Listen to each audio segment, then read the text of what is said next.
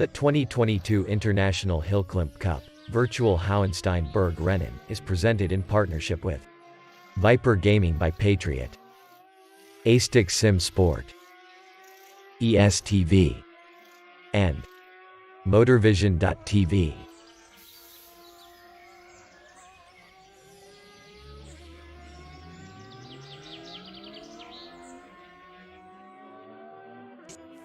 A 1v2 for the tournament. Pressure is on.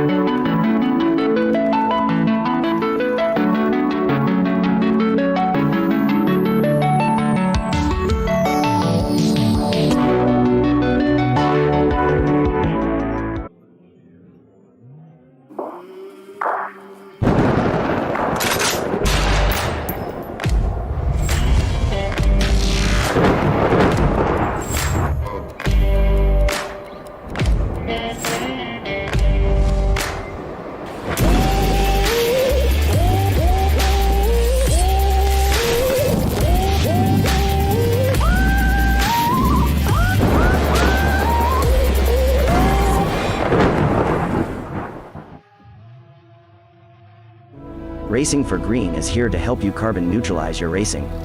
By planting new trees, Racing for Green offers to make your racing carbon neutral. We already have the calculations, contacts, infrastructure, deals and solutions ready for you to easily buy carbon neutral laps on any racetrack. It doesn't matter if you are a racing fan, team owner, driver, sponsor or partner. Anyone can buy CO2 neutral laps in the Racing for Green webshop and trade CO2 emissions for New Forest. Racing for Green.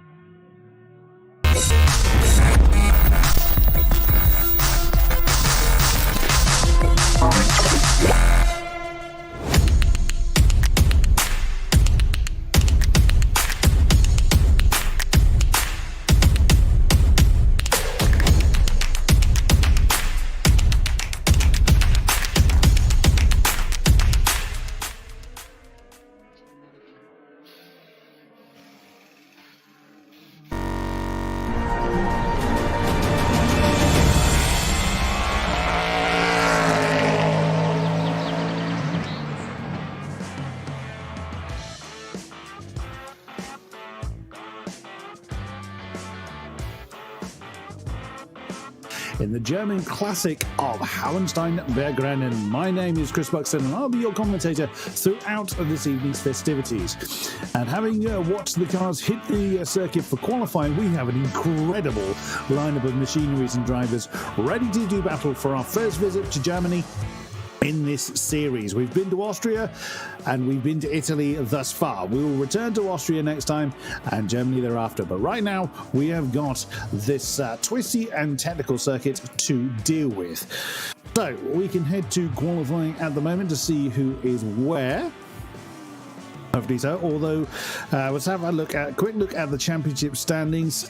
Current points lead being very well governed by Andreas Paula Bauer and Oliver Toth for the AMP team, and there you can see it for yourself. 236 points for the GSR team. Antonius, and I've been struggling to wrap my head around this one, Paparinopoulos, hopefully I've got that correctly, and apologies if I haven't, and Veladis Karales, also right with him there. Very closely followed by the JY Canary Island squad of Yavi Rodriguez and Yarov Hernandez. So As you can see, round number 3 then is the halfway stage in this series. 4th is the RH Canary Island pair of Achen and Vargas. Let's try again. Achen Vargas and Ruben Vieira. And Saurus Racing with Nicolas S. F. Statu. Again, hopefully getting that correct. And Andres Roosevelt.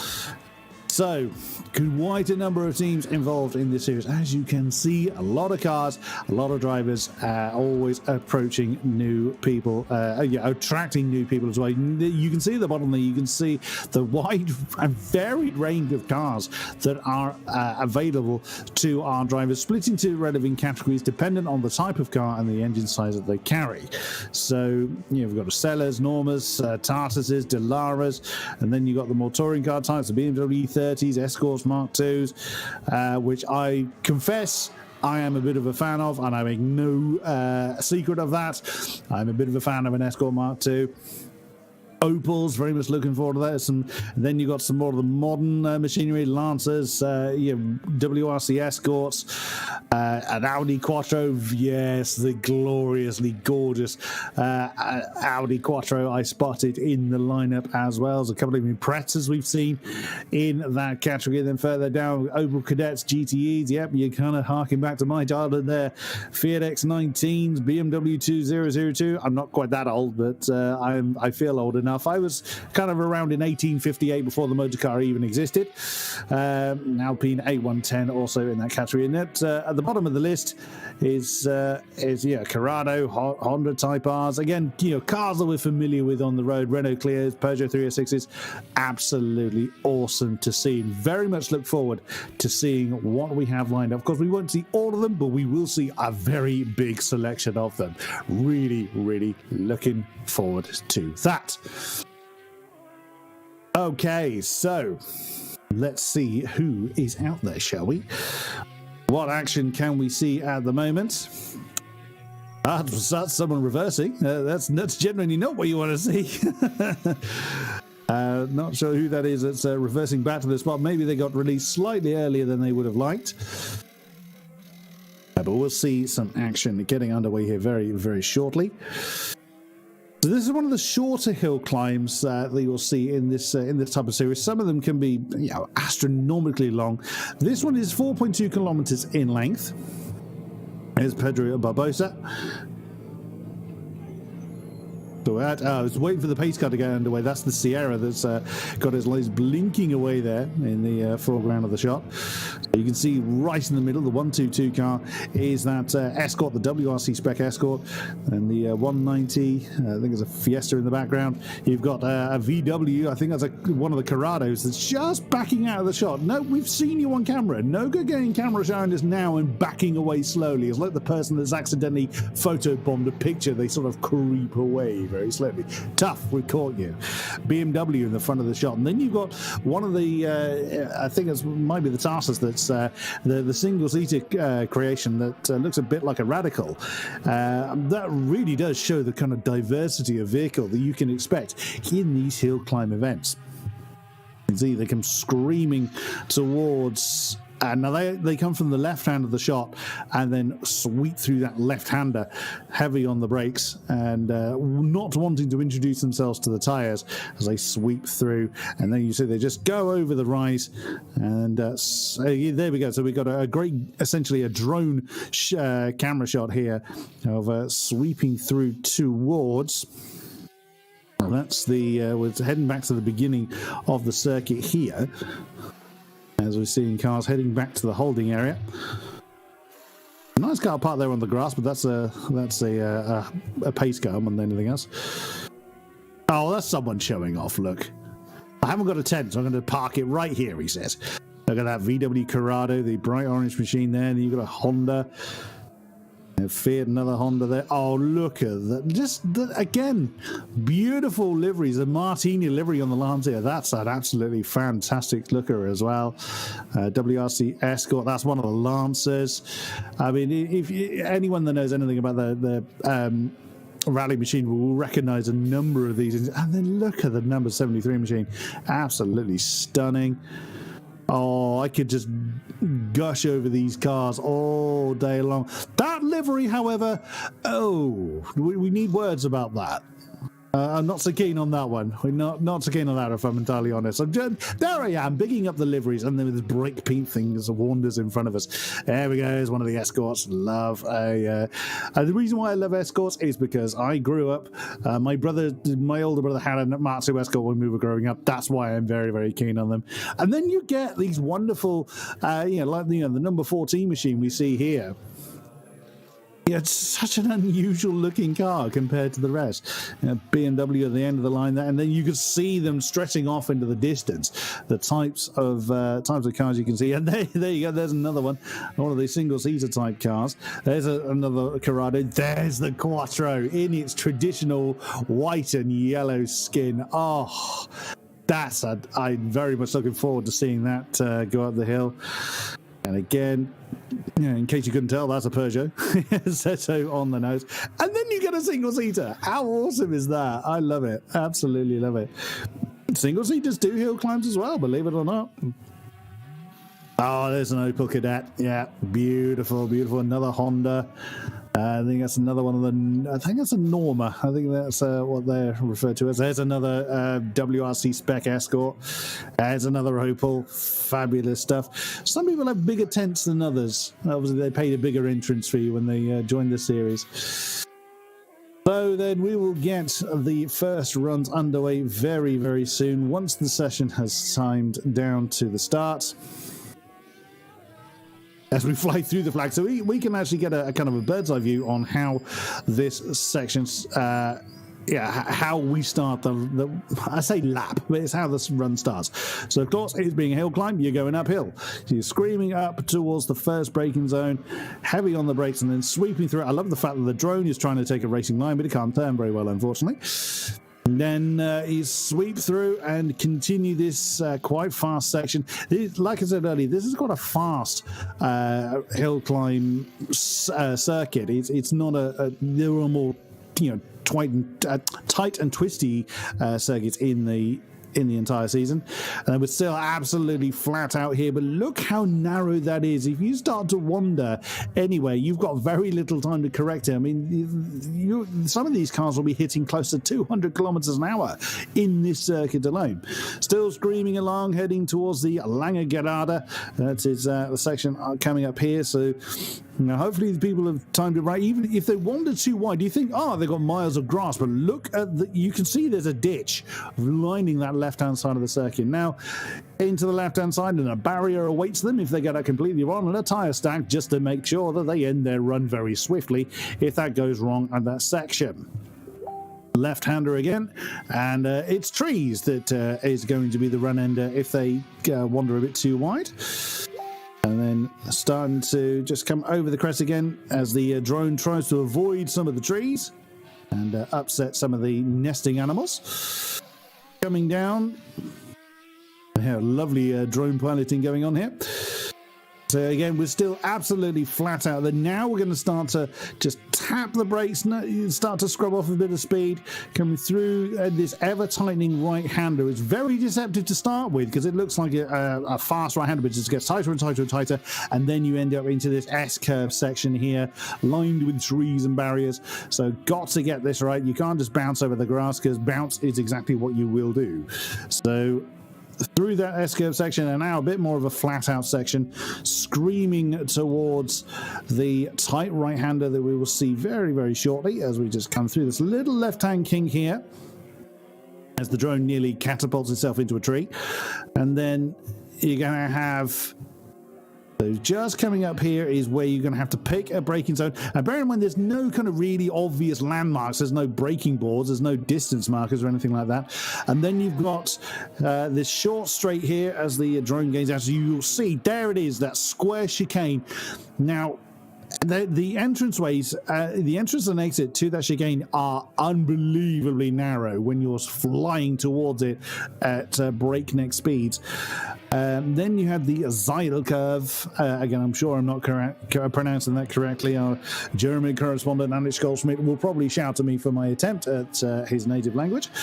And then it is a simple couple of turns towards the finish line. That is what 4.2 kilometers of the Hauenstein Bergrennen HillClimb circuit looks like. And as you saw when we had a look at the holding area, we've got some fabulous machinery ready to do battle on this very circuit. So I really cannot wait. And Zeil means end or finish. So hence, well, there you go. There was someone that just shot through. I completely missed who that was. I'm afraid they went through too quickly for me to spot who that was. That's just gone through. As we jump back to the briefly back to the glorious WRC Escort. the ever enthusiastic marshal there, the only enthusiastic person in that pack, it seems. He's determined to wave someone on. Oh, here we go. Lacroix. Now that's coming up to that squash again. Look how carefully he's got to really slow that car down, and it's very much threading the eye of a needle when you're coming up to that section. And those cars, because they're so low slung, are bouncing around all the curbs. But he's in the F2 3000 category and screams towards the line to set his time. And currently sits second in that category, as you can see on the screen there. Very nicely done. Who is approaching next? Yeah, I'm still not sold on that pink livery, I'm afraid. That's going to horn me a little bit. Oh, look at Sebastian Renart's car. It's Philipp Gärtner that is now having a go at the circuit. So that's the first turn that we've just gone through. Screaming. There you go. You can see how the bumps just bounce the car around. Oh, wow. You saw he caught a little bit of the dust on his left-hand side. That just unsettled the car. It's so low slung. And that's not the way you do it. That's gone off into the growth. That would be a very painful and expensive way of ending the run, but of course in sim racing no one has to pick up the bill for that. So Philipp Gärtner has ended his run rather spectacularly, and so no one else has come up to the plate as yet to give us another run. They're all rather stunned by Philipp Gärtner's rather dramatic exit. He's from the junior racing team in 8th position in the championship at the moment. He's partnered with Philip Raab, currently on 48 points, as mentioned, 8th in the championship at this point in time. And we'll get back to the action as quickly as we can. So just being informed, there may well have been a bit of a problem server side, so we'll get that running as quickly as we can for you. So apologies for that. We will get back on course as quickly as we can. We can have a look at who's done well leading up to this point in various categories. Now, we mentioned that the A&P team of Andreas Pollabauer and Oliver Toth have done rather well so far. Now, they are in the Group H special category in the Opel Kadett GTEs. Now, it's Andreas Pollabauer that's scored maximum 50 points thus far with his stablemate Oliver Toth. Where is he? Let's just have a look in the list. Can I find him? He is so Andreas Pollabauer leads that particular category, as on 50 points. Oh, excuse me. As I beg your pardon. So Oliver Toth is actually in the Corrado in the E1 2000 category. So he's in the Corrado R. He's got 25 and 18. So 50.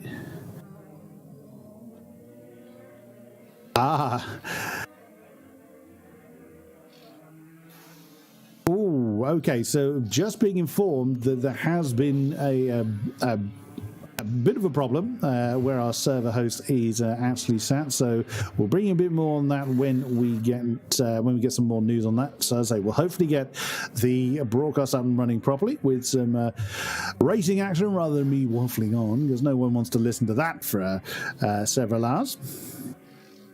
As mentioned, so Andres Palabauer doing rather well in the Group H Special class. Let's go through our class leaders indeed. So there's two categories in.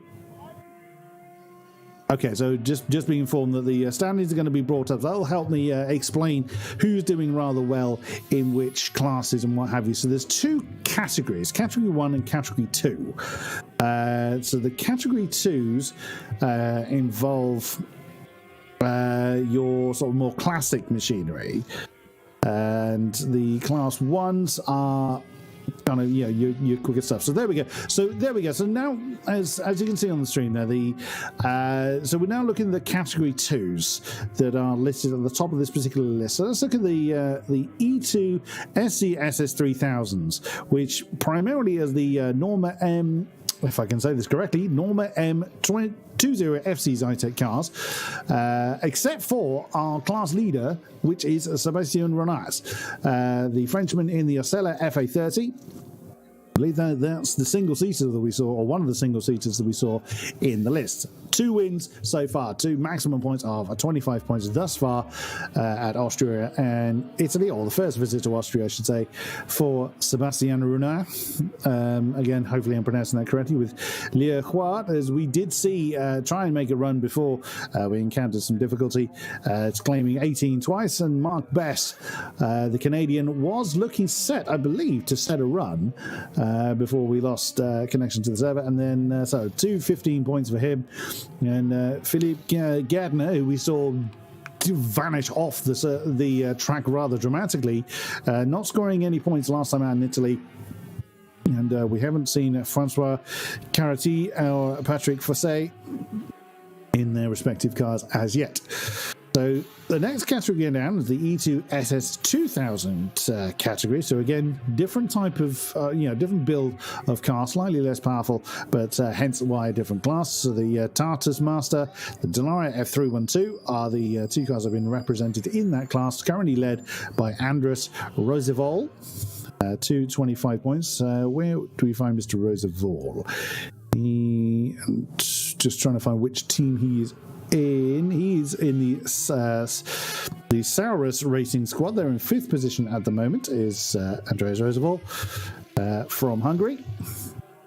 And Igor Andre claiming 2 18s. And then Pedro Barbosa, who we did see in the lineup briefly. Chris Bennett, didn't see him in the first round. He claimed a 3rd last time out. And then the final class of the set of the Category 2s has these wonderful BMW E30s, Ford Escort Mark IIs. We have had a Mercedes 190, amazingly. I say amazingly, those were very good in touring cars, but not particularly known for rallying or hill climbing. But that's not stopped John Spider from Greece doing rather well in that one. And also an Opel GTE Psycho. Anyone that's brave enough to put Psycho on the end of their car name deserves some respect as far as I'm concerned. But that's being led by Javi Rodriguez in the BMW, along with Veladis Corrales. What a great name that is. So the Spaniard and the Greece driver, also then leading Nikos can't say this, Zaknius.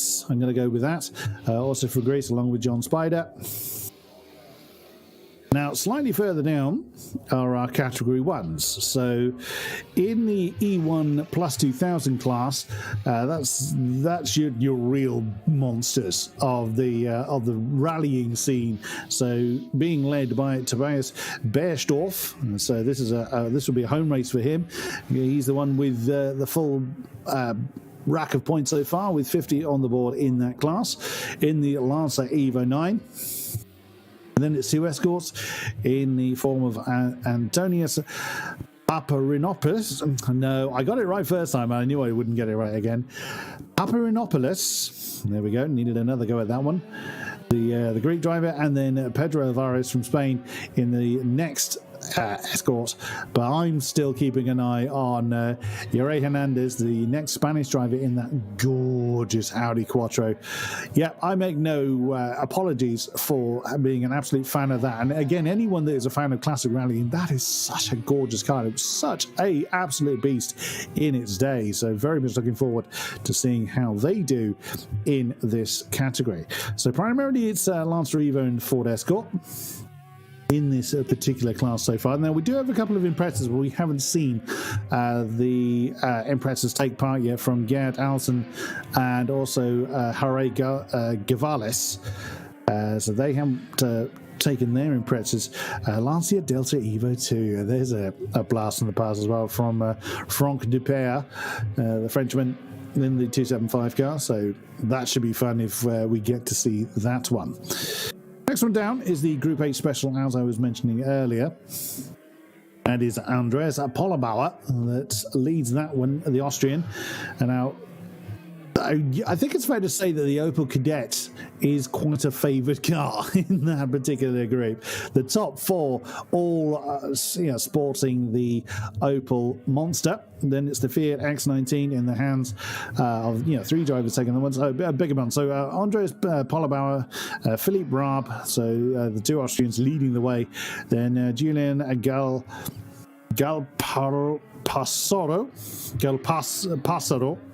say that correctly, from Spain, and then Midko Oristov rounding out the four Opels at the top of that particular group.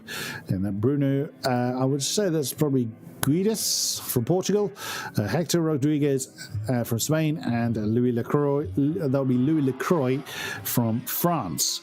Another couple of Opels, and you have to go quite some way before you break that particular sequence with the BMW 2002 TII in the hands of Jürgen Dies. That's quite an old beast, which can still do well. Well, speaking of old beasts, you want to look at the Ford Escort RS Mark I in the hands of Damos Salonika in the 15th spot. That's a glorious car. Alfa Romeo, so even Alfa is represented in the form of Denis Artzenidis from Greece. Very nicely done. A couple of Simcas in that squad as well. A Porsche 964. You want to talk about a man handling a beast, and that's a brave choice. And also an Alpine A110, which you haven't seen as yet from Bernard Alandis. And the final category we'll talk about is the E1 2000 class. At the bottom of the list, but certainly not in performance. Now that's where we see Oliver Toth in his Corrado R. We mentioned him already in the AMP team, currently at the top of the championship at the moment. Then Atkin Vargas, so we did see briefly in the Honda Type R touring car.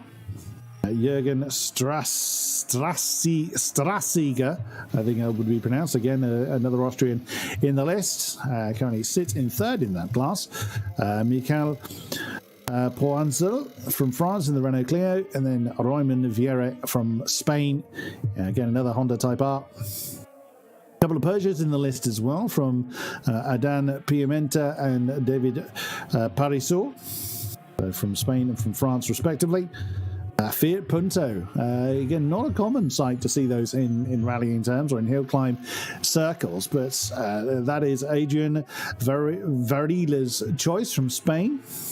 Another Corrado there in the form of Ina Garcia. And then it is kind of more of what we've already seen. It's plenty of drivers, 19 drivers in that particular class. I think the biggest class has got 22 in here, which is the Group 8 Special that we've talked about already. So hopefully we'll get some action going. We're just waiting a further update on what is happening server side at the moment, so we can see who is going to take well to this German circuit. Basically everything went, so it's not just the server went down. So oh, okay, so it was a monstrous power cut in the entire neighborhood, basically, of where the server is located. So it's not a case of someone forgot to put some money in the meter. It's not a case of someone didn't feed the hamster, and he has certainly paid his electric bill. It is a case of a monstrous power cut, which isn't something we can overcome quickly. So it would, of course, happen when we're trying to get this wonderful race with some great machinery and great drivers underway. But we'll give it a bit more time to see if they're able to come up. Can we get our commercials going, I wonder? Yeah, rather than me waffling on trying to find something else to say whilst hopefully the power returns, let's run some commercials at this point. The 2022 International HillClimb Cup Virtual Hauenstein Bergrennen is presented in partnership with Viper Gaming by Patriot, A-Stick Sim Sport, ESTV, and Motorvision.tv.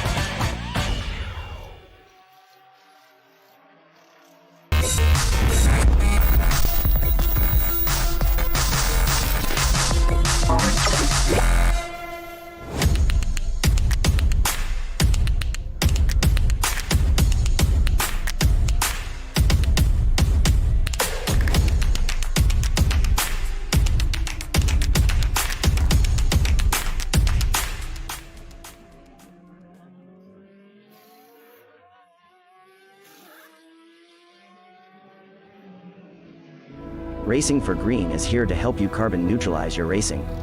By planting new trees, Racing for Green offers to make your racing carbon neutral.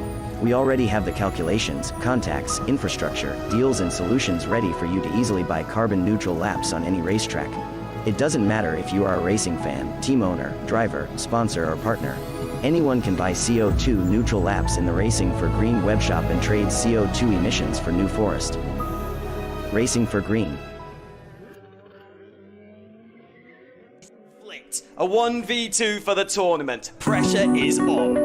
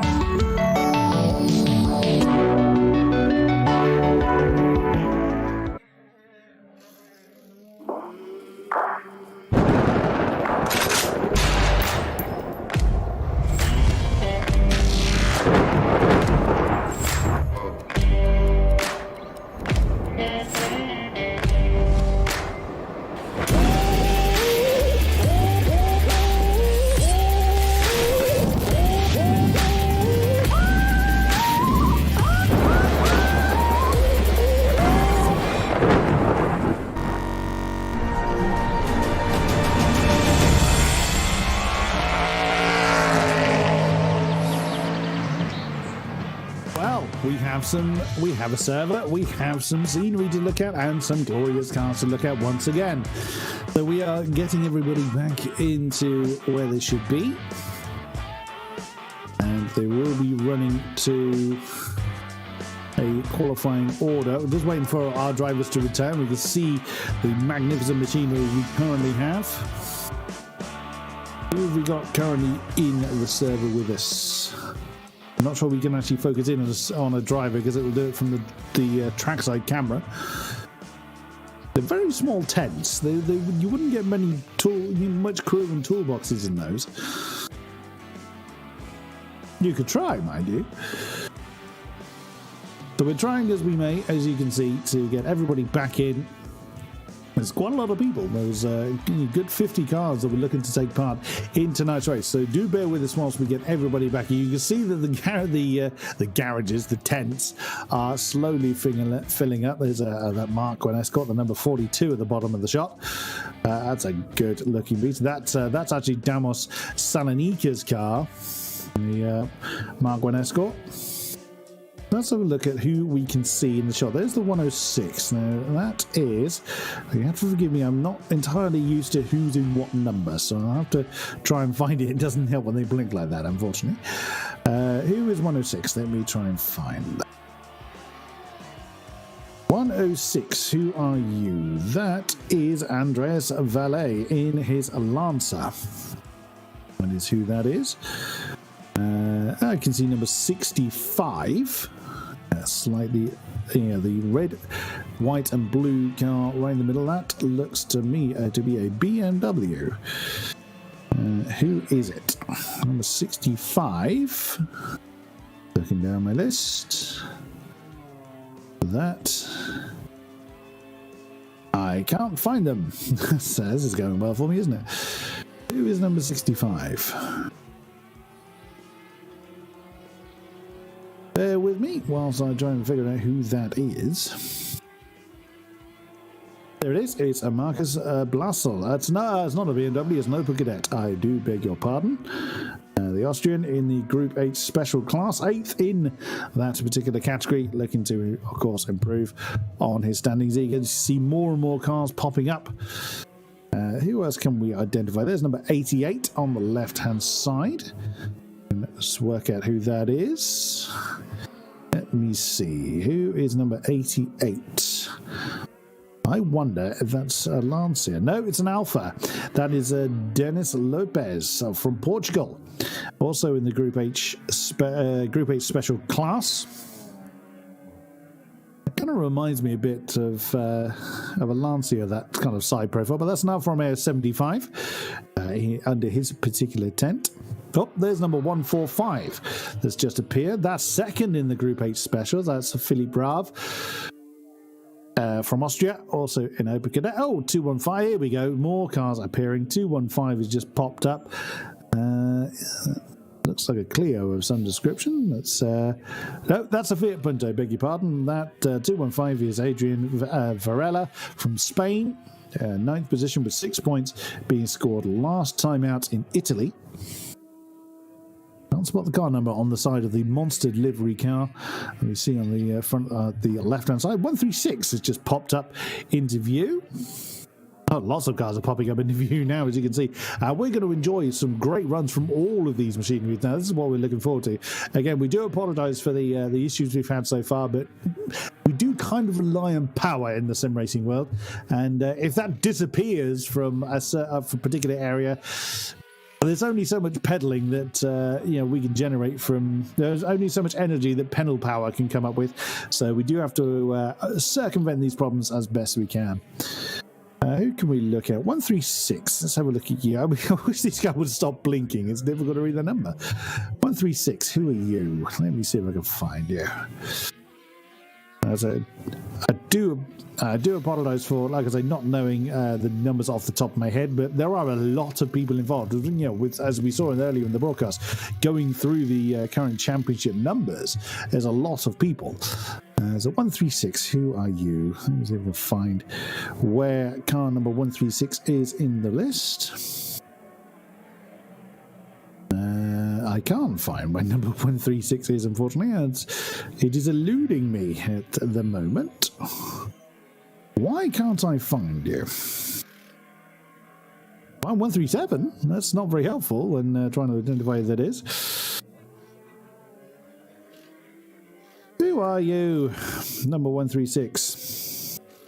We'll identify them as time goes on. Find 138, I'm going further away from the number. I can't actually find who 136 is. It could be a new entrant for this particular round. It hasn't been put on the list previously. It could be why I can't find them at the moment. So that'll be why I can't find them. Who else can we give a particular mention to? That's why I wasn't going mad. Just confirmed there isn't a 136 in the standings, so that is a new entrant for this series. I'm not blind. I'm not going mad yet. I'm working on it, however. It's a very important part of sim racing commentary. I absolutely promise you. Sanity is overrated.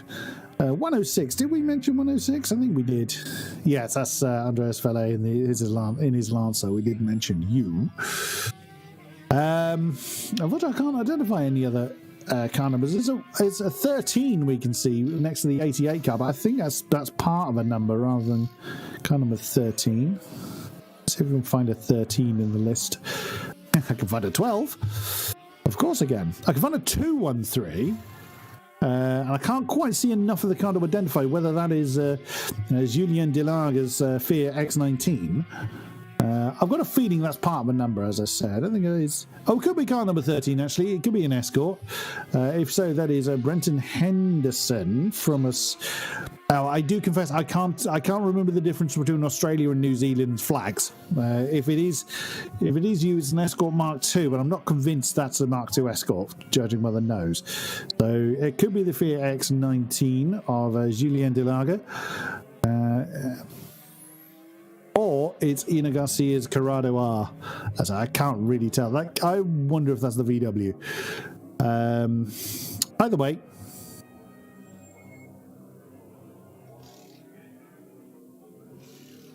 So, we're just waiting for everybody to get in now.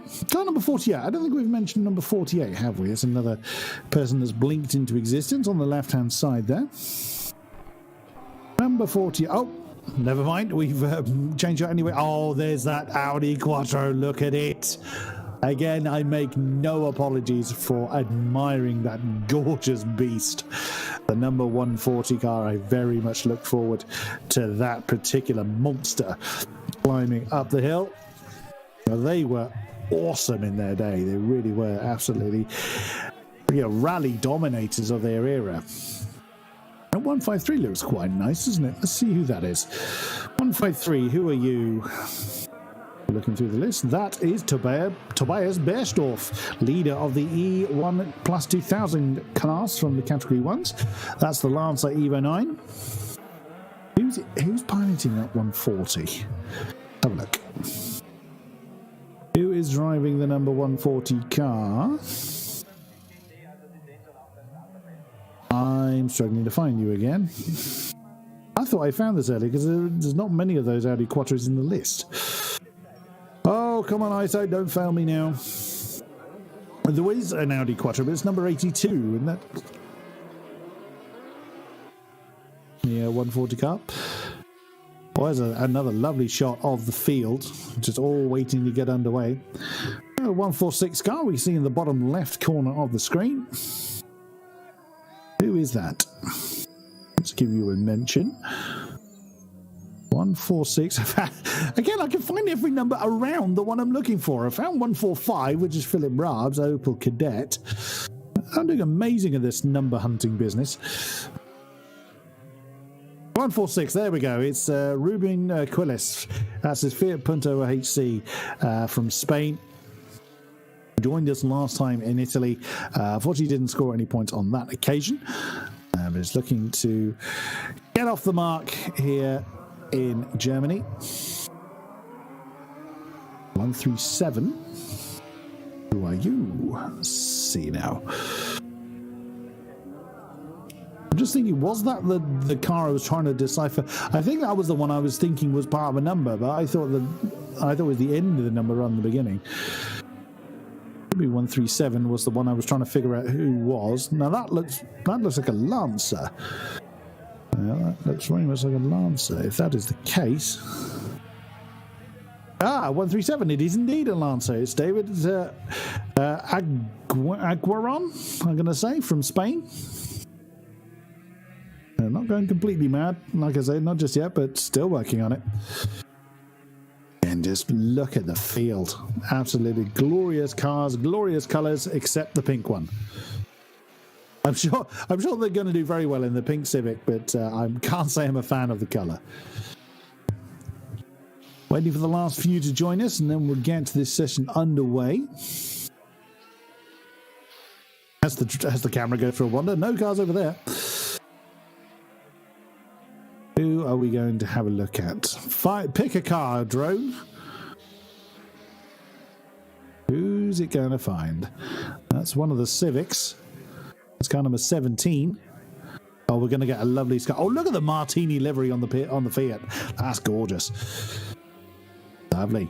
There's one of the Hondas. And one of the Opel Kadetts.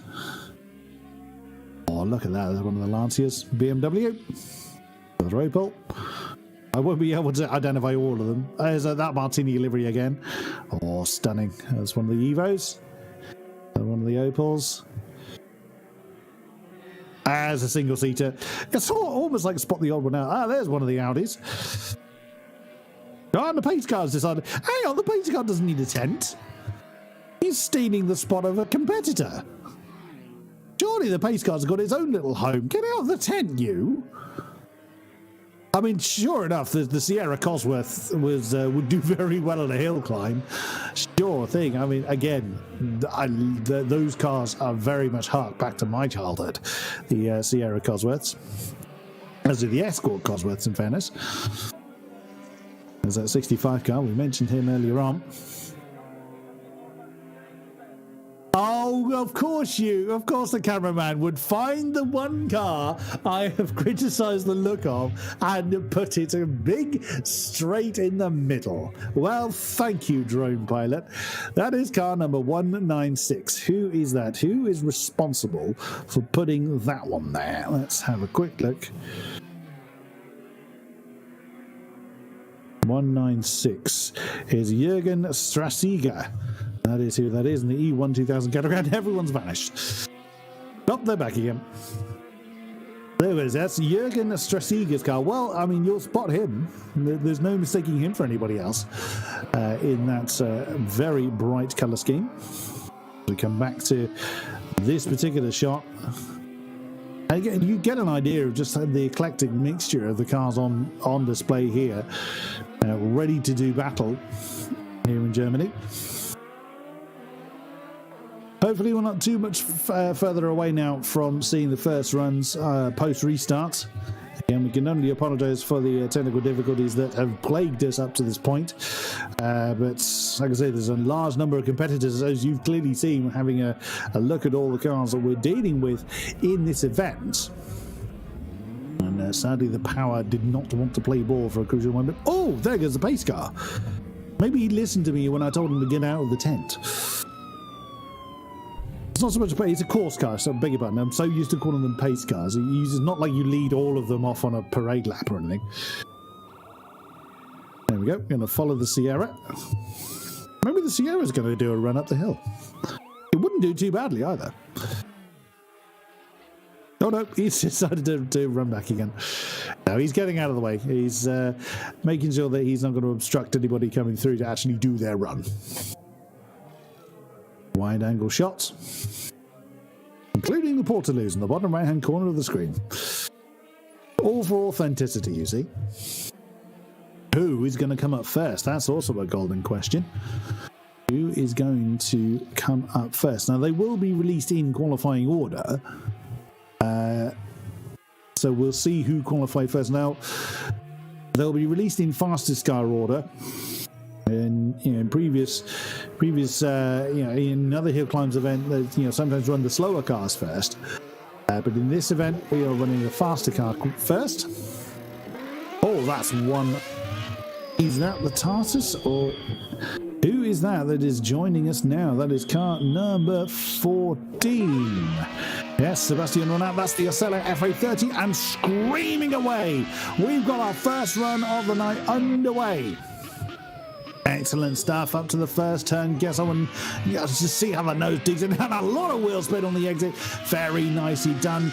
That car looks so wide compared to the size of the road, but he's not shy of it either, and that's why the Frenchman is at the top of the category. This is the E2 SCSS category. And as the Acela, the kind of odd one out, because the rest of the class is in the Norma car. On he goes and continuing to do the climb. And there we go. We can actually see on the tower. So now we're on board with Lacroix. So he's really second. So there's the picture-in-picture from Sebastian Renat. Lacroix is second in that particular championship. He's in the one of the Norma cars, the M20 FCs. Again, this kind of almost sort of Baby Le Mans-esque kind of chassis shape. Oh no! And Renat's hit the wall. Oh, it didn't hit the wall. He's hit something. Oh my goodness me!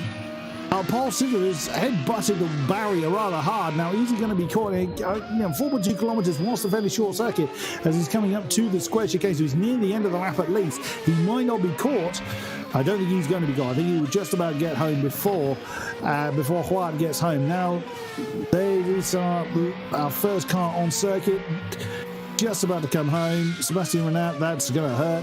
Oh, flames spitting out the back. I mean, again, we've had a fair amount of... The on-track action we've seen has been fairly dramatic. We've had several cars off, one into the trees, one to the wall, and that same one catching fire. Absolutely amazing stuff.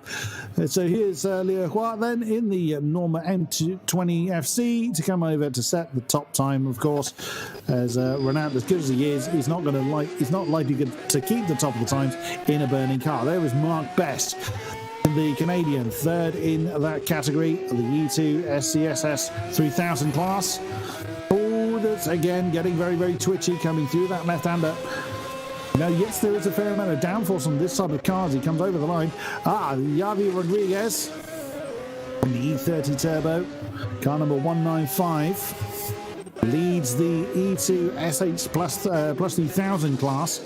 Oh, the nose getting lively there. Next one up the line, up the road. Looked like that was Berstorff in his Lancer. Wow, that's the wonderful precision flying from the drone there to get a lovely aerial shot of the BMW of Rodriguez as he screams towards. Look how close he gets to the grass as well. There's Tobias Berstorff in the Lancer, screaming, just so little space between the side of the car and the wall. He's still chucking it around. Of course, the Lancer is one of the favoured rally beasts of its era, and Tobias isn't afraid to chuck it around either, doing a fantastic job with the car getting very, very quickly going through the left-hander as it starts to climb up the latter part of the lap. And again, looking at the clock now, coming into that square chicane, and you've got to be so careful on the entry. You can floor it a bit on the exit. Oh, the tail getting very lively. Four-wheel drive it might be, but still there's enough horses to upset the tail of the car. It's a bit of tyre smoke coming out of the car, coming through the last few turns, and over the line he comes. And of course, that is first in class for Berstorff. Very nicely done in the Lancer. Who is next up the road? There's the 106. It is Varese in the next Lancer. Away he goes then. Now they do try and give some distance between the cars. Obviously, it's not always the same distance. So we now see Alvarez in the Escort, the first Escort to do the run. The Spaniard, and then climbing up, doing what he can to chase after the mighty Lancer of Rodriguez, or there's more than one Rodriguez. Oh, he even kicks up a bit of dust on the inside line through that long right-hander. That's brave. On board. Oh, and look how you thought Pedro was going to head towards the tree line there, but did manage to get that back under control and now screams over the crest. And it's over the crest, there's many crests in this. And again, you saw how the car's pitching around it. Oh, blimey, he's trying to use the ditch on the inside line to help rotate the car. It's brave. You can gain time by doing it, but if you catch that wrong, it's just going to catapult you onto two wheels and off into orbit pretty much. Through the square chicane and through the last couple of turns then for Alvarez as he is going to complete his lap. And to get the Escort onto the board for the first of his runs. It's essentially best of 3 runs for each driver. And that's second in class for Pedro in the Escort. Very nicely done. Who is going to be coming up next? I keep looking at the white and red car. I think there's a Corvette that's actually sat there. I think I might struggle a little bit up the HillClimb here in Germany. David Desprez in the next Lancer. Oh, very Tommy Mackinnon flavoured Lancer there. That's a good looking beast. If ever I saw one in the 221 car. That's the Belgian, currently 6th in the E1 plus 2000 class. Oh, that got lively. Now, there's not a lot of room to get that kind of sideways, but that no one seems to have told David that. He's doing a great job of chucking that car around. Wonderful job keeping that car on the straight and narrow it very much is. Well, straight's the wrong word to use as again. The car getting very unsettled coming over the dust and also the bumps as well. You saw with some of the onboards we've already had just how bumpy this circuit gets. But David, goodness me, David Desprez managing to keep that one pointing the right direction, gets through the square chicane, and again, wag at the tail on the exit, as we've seen a few times now. Catches a bit of dust on the inside line, no particular harm there, and then screaming up to the line to get his first time on the board. There's Alvarez again. Alvarez second in his class. Now that's a brightly coloured car, isn't it? It's, that's the 212. God! Oh, wow, just about keeps that one on the road. Which, as we've already said, is very narrow. There's not a lot of road to keep it on. So, very nicely controlled. Again, that's a very distinctive livery. And I'm guessing Argarisi, I think that is pronounced. Again, getting a fair amount of sideways action going on in the BMW, but nicely handled though. We haven't we've seen that one major incident from Renat, but no other major crashes so far. Very, very nicely handled. What time is he going to get on the board? He's a little way from home yet, so we won't necessarily see what he can get on the board just yet. Into the square chicane. Oh, he took that entrance really, really tight. That's going to compromise his speed through. Although he got through it fairly well, but he definitely would have compromised his speed through that. And cut that very, very close to the wall. What can we get on the board? Let us see. 2-2 car. And over the line, the first run is complete for the number 212. That's Theos Argerau from Germany, I think that's pronounced. Next one on the field. Screaming down the monochrome Lancer, monochrome Escort, beg your pardon. Yeah, number 122. Again, this is the car control that you need for this kind of tight action is very, very impressive. There's the 67. We've got a lovely picture-in-picture now. And just look how they're bouncing. Even though they've got an amount of suspension travel, but on a road circuit, you make the car as stiff as you can to try and get keep the wheels on the ground as much as possible. But of course, that means the bumps just chuck you around everywhere. Very unforgiving in that sense. But these guys doing a great job of keeping the cars pointing in the direction that they should be. As they've returned back to... Oh, next one. That's we now got one of the single-seaters on the hill. Who is that? That's it's not Alvarez. Here's the single-seater that's climbing the hill now. I guess it was going to be one of the Tartuses. It is. Well, that's two of them now on the field. That is Andres Roosevelt. That is the lead Tartus, number 8 car, leading the E2 SS2000 class. I'm assuming the other one is Chris Bennett. The blue one we're seeing in the picture-in-picture, number 9. As Roosevelt continues to climb, he's won both the rounds we've had in the series so far at Austria and Italy. He's looking to still stamp his authority on the hill climb. And a goal, wow, the bum's not favouring that single-seater at all. The nose really bouncing around on those single-seaters, which I'm not surprised at. Now, some people might question why on earth is a single-seater climbing the hill, and believe it or not, it's not as uncommon as you might think. It's not there's more kind of BMWs, Escorts, and Mercedes and the like, but single seaters and small Le Mans chassis do indeed do hill climbs fairly regularly, and it's amazing to see. They do take a bit more of a specialist knowledge to maintain, I grant you, but they are absolutely fantastic when you see them doing these hill climbs. It is great to see, and we're seeing a great display from Roosevelt, bouncing over the curves at the square chicane and heading on down to the line. A couple of corners to go. Oh, and again the car just not wanting to turn. Goodness me, really struggling, but does manage to get that back under control and heading to the line. And another time is on the board. Very nicely done indeed. Who is next? No one on the line just yet, so sometimes you do get these sort of small lulls in proceedings.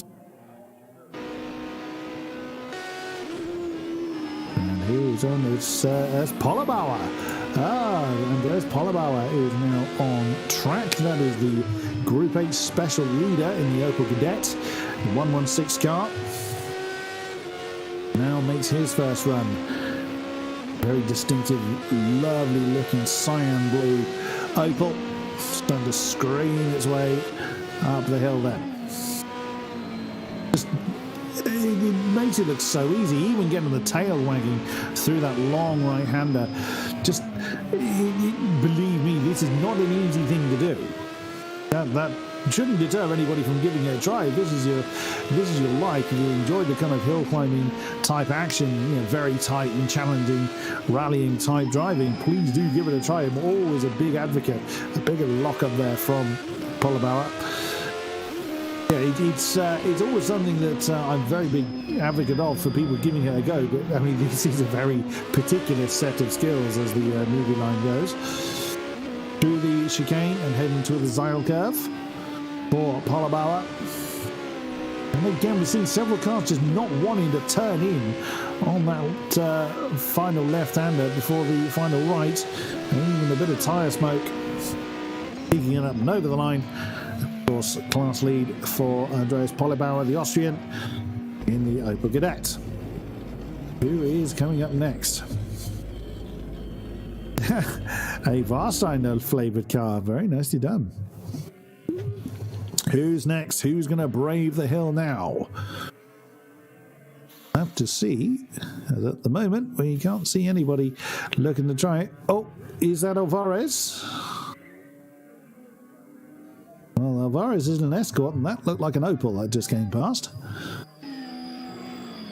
That's definitely an Opel. That's the bright orange modal. That very much reminds me of... there was a Formula 1 team that had that kind of bright orange livery, and I've forgotten who they were. That's a Julian Galpasoro in the Group H Special.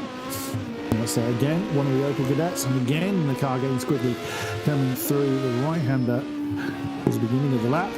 I say lap, that's habit. Through the run, I should say. Left again. Into the trees. These things are mainly flat out, just a few dabs of the brakes just to get them to turn in. There's that long tightening right-hander before we get to the S-curve. And again, you just see the nose misbehaving as well, just where the rear tyres have gripped up slightly earlier than the front, and it just causes the nose to pitch slightly unevenly like that. That's the nature of hill climbing on roads, rather than kind of rallying on dirt or gravel or anything like that. Oh, and again, the car just locking up there, trying to brake over a bump, is catching a few people out on this run. Into the chicane. Nicely does it. No one's been caught out by that yet. Wow, there's a Galpasoro really cut that one tight, taking every available bit of grass he could, bouncing over the bumps through the Zeil curve, through the right-hander and over the line for his first time. Now where will he position in class? That is third. He's yet to beat anybody in class. Oh, there's the 85, John Spider. that is, let me try and find John Spider then. That is the Mercedes. There he is, fourth in the E2SH Plus 2000 class. I do believe that's the sole Merc in the field. That's the Mercedes 190E with a Judd engine on board. Look at the huge rear wing on that one. Again, wonderfully stable drone camera piloting going on. Lovely blue Civic, the 118 car, coming to the line to start their run now. Who is that? I'm looking for the number. That is a name I will find shortly. Where are you? 118. That could be a new entrant because I cannot find their name in the list.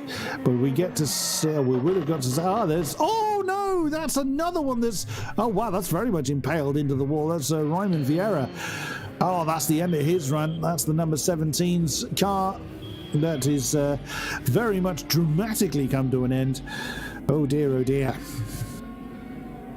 And again, it's very easy to do. I mean, bearing in mind that we saw Renat do the same thing in the Acela right at the beginning of the runs, and yeah, he's championship leader.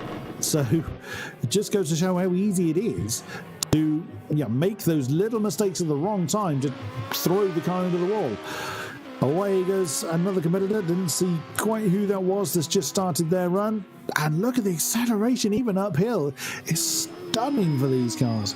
It's Philip Rapp. Oh, he's bounced off the tyres already. First turn, and he's gone too deep into the first turn and bounced off the wall. It's again another Opel Cadet of the field. That is, again, second place in the class, in the championship, I should say, behind Polabala, his fellow countryman. And the bounce off the tyre barrier would not have done this one any favours whatsoever. He's pressing on nonetheless. Lots and lots of cars still to do their runs, as you can see. Oh, again, the car just misbehaving as the rears are gripping up slightly earlier than the fronts want to allow. Through the long right-hander for Rapp. Now on board, this is a great shot. You can see just how hard the drivers have to work to keep these things on the road. And you've got to imagine that if the car starts to misbehave, you're of course going to turn into the slide. You've got no room. The car almost takes the entire width of these narrow roads. So you've got no time, or marginally little time, to do anything about any mistake. Now that barrier there is where we've seen several cars buried in already this evening. And Philip Rapp still pressing on as best he can. Now this is how the chicane looks. And look how narrow that is. You're almost chucking into a gap you can't see. Because of the nature of the tyre barriers, it's just really, really hard to spot the opening for that chicane.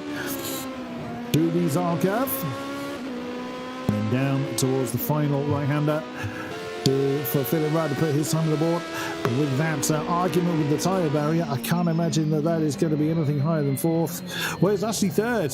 Oh, me of little faith. 3/10 higher than Gal Parsotto.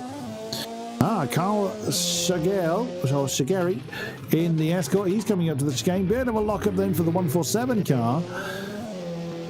It does manage to keep that one out of the wall.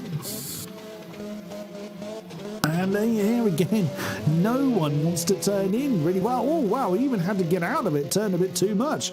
So a bit of oversteer that pitched the Escort towards the grass, but does manage to keep it on the straight and narrow over the line. And that is second in class for the Escort. That's Antonius Paparinopoulos. Although I believe that was his car. And it's coming with Carl Shagel. Shagel? I thought Paparinopoulos had the 147, but it could be that Carl's had to go in Antonius's car. Not impossible. I love the fact that the 210 was, you can see on the right hand side, that Corrado. It's almost a Warsteiner flavoured livery. Who would that look now? Juan Fuentes in the free. Oh no, that's not gone well for Louis Lacroix in the Fiat X19. Oh dear, the Frenchman, that's gone horribly, horribly wrong. Oh, that's a shame. It's near the beginning of the run. There's a replay of it. And so airborne as you tried to... Well, he hasn't tried to go too wide. It's just ended up oversteering into the ditch. And that's just completely mullered the car. And, yeah, that's the end of his run. Marcus Blasel now in his cadet as he starts to make his climb. That's that red, white and blue car that we saw in the holding area earlier on. Blasel's 8th in the championship, another Austrian. There he is in the 65. Making his way up the field. Now, we haven't had anybody catch another car as yet. Oh, and again, the common theme is just the cars bouncing around like that, just not, really kind of biting into the tarmac. But that's generally because it's so bumpy. These bumps are just chucking the cars everywhere. But you don't want to allow lots of suspension travel to deal with the bumps because that compromises your corner handling efficiency in these cars. The right-hander, a bit cautious there for Blasel. You see the next car lining up in the picture-in-picture. Into the chicane then for the Austrian. And again, a bit cautious there, bouncing off the grass. The 136 car now lining up. Ready to start his run. And through the Zion curve. And then the right-hander for the Opel. For the Opel, there's a lot of them. This is about half a dozen at least. And yeah, as we thought, that'll be 6th for Marcus at the moment. Straight back to the pits and ready to go. There's the 136. We saw it lining up. There's one of the order Opels. There it is. Screaming his way up the glorious track. To keep that one on the straight and narrow, which is far easier said than done. And that is 6th place that's now changed hands again. Nicely done. Now we have 17. That is, 117. 177. Pick a number. pick these numbers and rearrange in correct order. 177 now climbing the hill. Bringing his way up. Oh no! That's gone horribly wrong for the Honda, and into one ditch and then skews across the road. And very deadly. You are not going to drive out of that. Well, he's trying to, in fairness. Let's see how that happened. He's gone over. He's come over to the right-hand side and taken the next left-hander, but then the tails just got loose and pitched him into the. It is, like I said earlier, it is best of 3, so whilst that would be somewhat frustrating, he at least will get a time on the board. I think it's fair to say that there's improvement to be found in that one. Facing the wrong way in a hill climb is never the optimal way of doing things. On he goes nonetheless to finish the run. And over the line he comes. To park the Honda. And that was Atkin Vargas, the Spaniard, in the Honda Civic Type R. And another car coming down the road to start their run. In the 195, sat next to the Honda we've just seen. Looks like one of the BMWs to me. 195, who might that be? Not certain, but you can just see going over the crest another car starting their run as another one then is on the line, and it is Madruel. It's in the E1 2000 class. Oh, wow, you really struggled to slow that one down. Either that or that was a very energetic turn into the chicane in the 143 class from Renault Clio. Now, that'll be front-wheel drive, and he really sort of felt the need to chuck that in, so he yanked on the handbrake, or as he braked, the car just pitched over to his left-hand side. But either way, second in class for Medrell. Truth. That looked like quite a handful for the 143. The 143 Clio. Oh dear! Rudy Ullman has got that one all wrong on the X19. And has introduced car to Tree, and Tree is going to win on that one. Oh dear. That's the end of that run.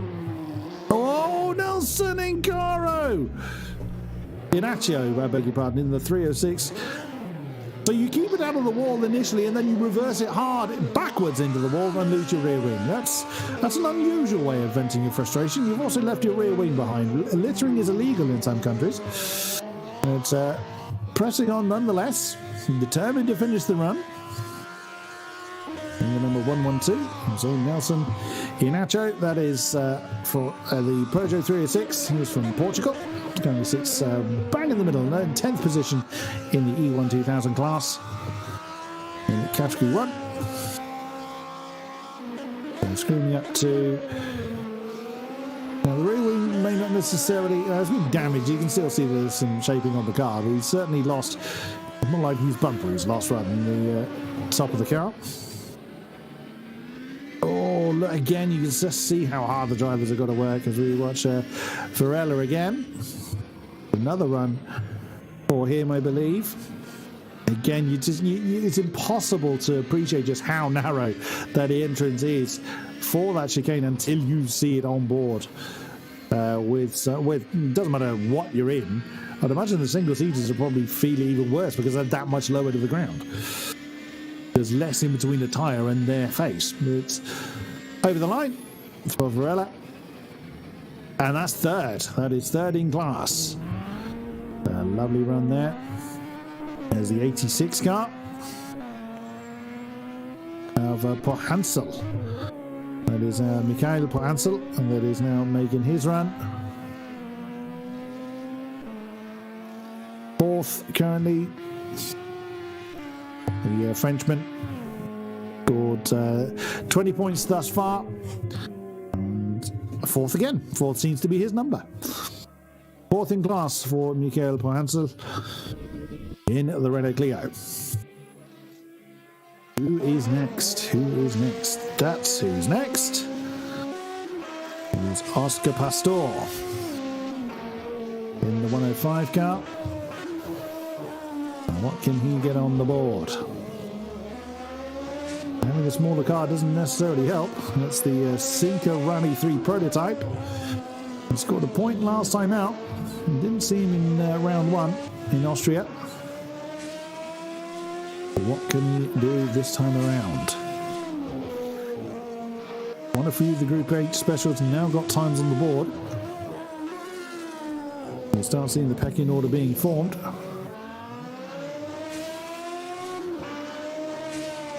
The right-hander that's caught a few people out already today. Into the chicane once again. Oh, wow, that's one way to do it. So Oscar going for the, trying to get the handbrake, locking up the rear wheels and throwing the nose in. I'm so convinced that's the quickest way to do it, but then I'm not a hill climbing expert as far as driving them are concerned. So they know what they're doing far better than I do. That's why I go for the commentary box. It's a much more comfy seat than when you're seeing these cars barreling towards trees at 150 kilometers an hour. Over the line for Oscar, and his time set. And see how that fares as the racing continues. That's one of the VWs then, one of the Corrados. Now, get that one slowed down, and wow, again, you want to talk about hard work, then that is exactly what's being done there to slow that one down. Very nicely done. Oh no, that's not how it's done. The number 48 car right by the line. Well, he's determined to cross the line, and fair play to you. Wow, that's going horribly wrong for the 48 car. That is Jürgen Dies in the BMW 2002. Oh, look at that. So whilst drifting might look spectacular, it's certainly not the quickest way of doing things, and bang into the ditch. Sent the car into a breakdance. Goodness. Next one to climb the hill. The number 28. Oh, Lopez. Jennings quickly, but again, no, that's gone, and that's another one into the wall. Sending tyres flying, and again determined to finish the run. What happened there? We kind of caught the end of it. As it chucks it into the left-hander, it just goes a bit too deep onto the grass, and no grip out there, and detaches part from car, and determined to complete the run nonetheless. Into the chicane. Well, the car's still behaving itself, in fairness, so whatever he detached, he clearly didn't need it. Into the Zara curve. Wow, the car is very much damaged, but determined to bring it home. And fair play to you for that. Oh, crikey, you're almost lining up for another accident there, but did manage to keep the car out of harm's way. And over the line comes number 28. Off up the hill now.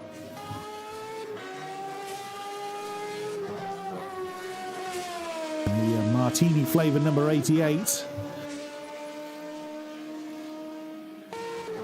And that's Dennis Lopez from Portugal. It's fairly steady at the moment in the Alfa Romeo 75. I believe that's the sole Alfa Romeo in the championship at the moment. He's doing well to get the best out of that particular car. Capitalise where others have failed. Well, others have failed so far, I should say, not meaning to be disingenuous there, as I said earlier, it's a very particular set of skills, and I know I don't have it, to chuck these cars around at this kind of pace, around these very, very tight and twisty and bumpy roads. And Dennis Lopez continues on his merry way then. How can he get on the board? Oh, lock up there. A bit cautious through the right-hander. Still pressing on nonetheless. Into the chicane. Oh no, that's gone wrong. As you saw, the car pitched over to the left as he hit the brakes. He then just hit the grass and he's grounded it. Can he power through the ditch? Well, he's got a rock facing him. That's not going to go anywhere. That's and yeah, well, I mean, there's determination, I'll give you that, but that's not going to work well for you. And he's returned back to the pits. That run is done, as we now have the single seaters again.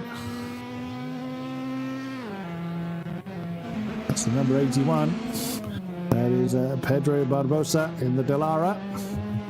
Dallara F312 was third, first time out in Austria in class, but didn't fail to score any points last time out in Italy. Hoping for a stronger result this time around, of course. As they scream on up the hill, what can he do? Oh, and that's in the wall! That's another victim at that particular point. He just shrugs it off and tries to continue. Oh no, don't leave it there. He's slightly moved, but he's now parked it at the worst possible place he could have done, and has returned the car to the pits. Oh, that could have got nasty. Oh no, another one's followed him exactly in the same place. He didn't hit the wall. I think he actually managed to hit that gap perfectly well to not hit anything. That was, I'll talk about threading the eye of the needle. That was absolutely brilliant driving in the 131 car. Into the chicane. Oh, again, still determined to chuck it around despite the fact that he's nearly met a tree. That is Victor Cabello in the Fiat 131. Oh, wow. You see the amount of times he's having to turn into every corner. I'm not sure if there's any damage on that particular car. It could have been involved in a bit of a knock earlier on, or maybe it did pick up a bit of damage in that instant. We couldn't really see. It's car number 180, now starting to do its rounds. That's Pedro Rebelo in the Clio. Another one of the Portuguese contingent. There's number 146, another one of the Martini delivered cars. again, not handling the bums at all, and that's in the wall. Oh, that's gone horribly, horribly wrong in the tail end of the lap. Oh dear, oh dear. But he's going to bring it home. Whether he wants to come home or not, he is dragging that car home. And the 146 car is now over the line. Somewhat wounded, I think it's fair to say. There's Ruben Quillis again in the Fiat. There's the 180 car crossing the line. We can leave another lap. One of the escorts. Out it comes. It's the number 42 car. That was Domo Salonika. That's one of the newer escorts. It's now a bit of a forward parade. Oh, well caught there in the 190 car. That could have gotten rather nasty. That's Flo Mulot. There's the classic one, the 42, the Mark 1. Amos Salonika from Greece. Yeah, I make no apology for being an absolute sucker for the classic escorts. And again, it was the tail. This time they wanted to let go, but he caught that one quite nicely. Powers towards the line. And that's a time on the board for the Greek driver. As we look slightly further down the hill, that's the other escort. And then right at the top of the shot, there you saw another car actually closing in. That's Flo Mulot in the Frenchman in the Rallycross, the WRC spec escort. Nearly goes down that same trap that we've seen several people go down already. Does manage to keep the car out of danger. Here's your game. Nicely done. Again, the car is very much misbehaving, does not want to stay straight. So it's struggling somewhat to have that pointing in the right direction. But he's pressing on anyway. What can we do this time?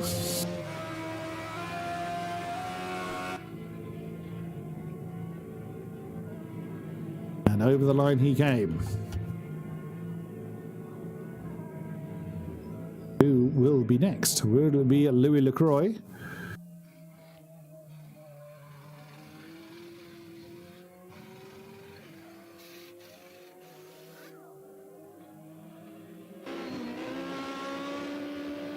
Who have we got this time? Oh dear, that's a replay of Badeko Alvarez going skywards in the 208 Cadet. Oh, that would have been painful, I think it's fair to say. And the car almost miraculously defying physics and rolling back onto its wheel itself. It was again. But not going well for the 208, I think it's fair to say. Who's going to brave the hill next? That's the end of the first round. So, Struth, that was very action-packed and not everybody surviving particularly well, I think it's fair to say. The end of the first run is done. So we'll see who is going to brave it out for round two. Now, a moment to rest, reset, and reflect.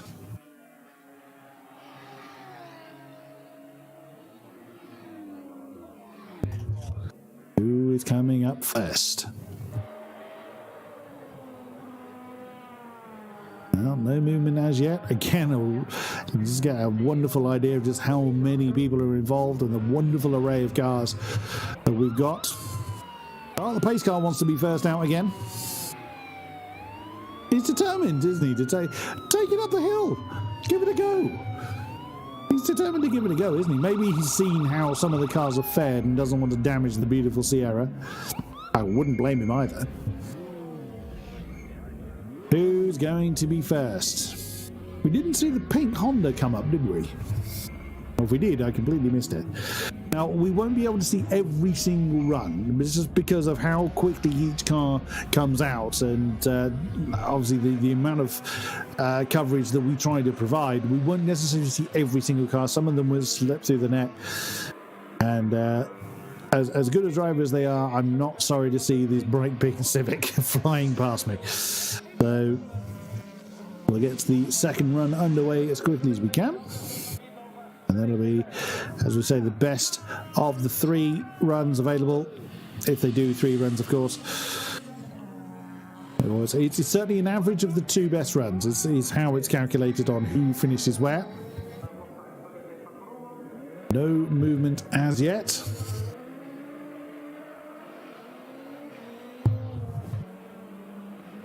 Who's going to break the silence?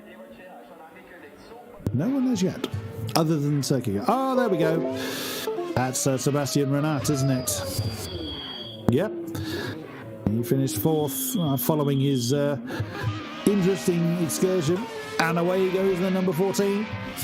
The leader of the E2 SCSS 3000 class. Such a glorious car. That Arcella looks fabulous. Arcella was not particularly popular in Formula 1, or not particularly successful, I should say, in Formula 1, but wow, they made a fantastic looking car here. Up the hill he comes. Now, is he going to fall foul of the same mistake he made last time? It's not here. It went wrong for him. It's there. And he got it right this time. Riding on board, look at that. You can just see how the car is just bouncing around. But when so we're on board with the second runner of the class, Lacroix. And again, these cars are magnificent, but wow, do they need a lot of wrestling to just get them where they need to be. There's Sebastian again. Up to the chicane now. He didn't make it this far on the first run. Tiny lock up then. Just coming through that section. And oh wow, again because those bumps are there, it's almost the wrong time for these cars. It just kind of makes them very snappy. Over the line, and that's the first time on the board for the Frenchman. There's Leo Duarte. Up the hill. And again, it's so hard to see the entrance. Again, because of the tyre barrier being black and white, it's really hard. You're turning into an entrance you just can't see. And they're doing a brilliant job of it nonetheless. To the right-hander, and these guys absolutely flat. Over the line, does Leo get the top spot? Nope, and that still belongs to Renat. There is Mark Best, the Canadian. And Norma M20FC. Oh, and a bit of a scruffy exit from that chicane. Easy for me to say, I grant you. And again, you're just seeing the car bouncing through the corner, as we've said, on every run so far. But particularly these kind of, these Le Mans type, base chassis or the single seaters will really struggle. And they've got no suspension travel, but sits in third nonetheless. Up then comes the 195 car. And so Javi Rodriguez in the BMW. As mentioned, leading the E2SH Plus 2000 category. Oh, and again, the BMW just misbehaving a little bit.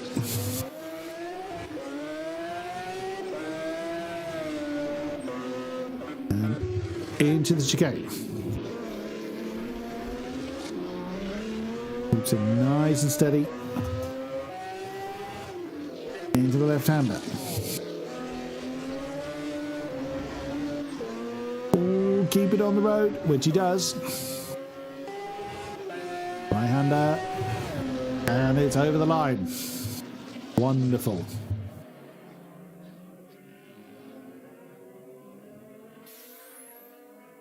Great run there for the class leader of Javi Rodriguez. Such a gorgeous car, that. It's Bersdorf. Oh, wow, that's a replay actually of Tobias Bersdorf getting it all wrong. And that's very much a dramatic end to his second run. Onwards for the escorts. What can Meds do here? That's where it's gone wrong for so many runs so far. What can he do? there's the next one. That's the number 32 escort. That's Pedro Alvarez, Spaniard, doing his second run now. Third in the championship. Looking to certainly he would certainly like to capitalise on Beiersdorf's mistake in the Lancer. And kicks up some dust on his way past. Oh, wow, from that angle that looked a lot of sliding, but give me the camera angle being a bit deceptive. Pressing on nonetheless. And wow, took a very tight line there, so almost cautious coming through there. Now you can understand why people want to take a wide line, because you do have that straight section leading up to the chicane. And because the course is quite short, you don't want to lose any time anyway. You never want to lose any time anyway, but the shorter the course, the more detrimental any time loss is. Or the harder it is to re-find again, I should say. But pressing on goes the Spaniard, and over the line. And the escort, very nicely done indeed.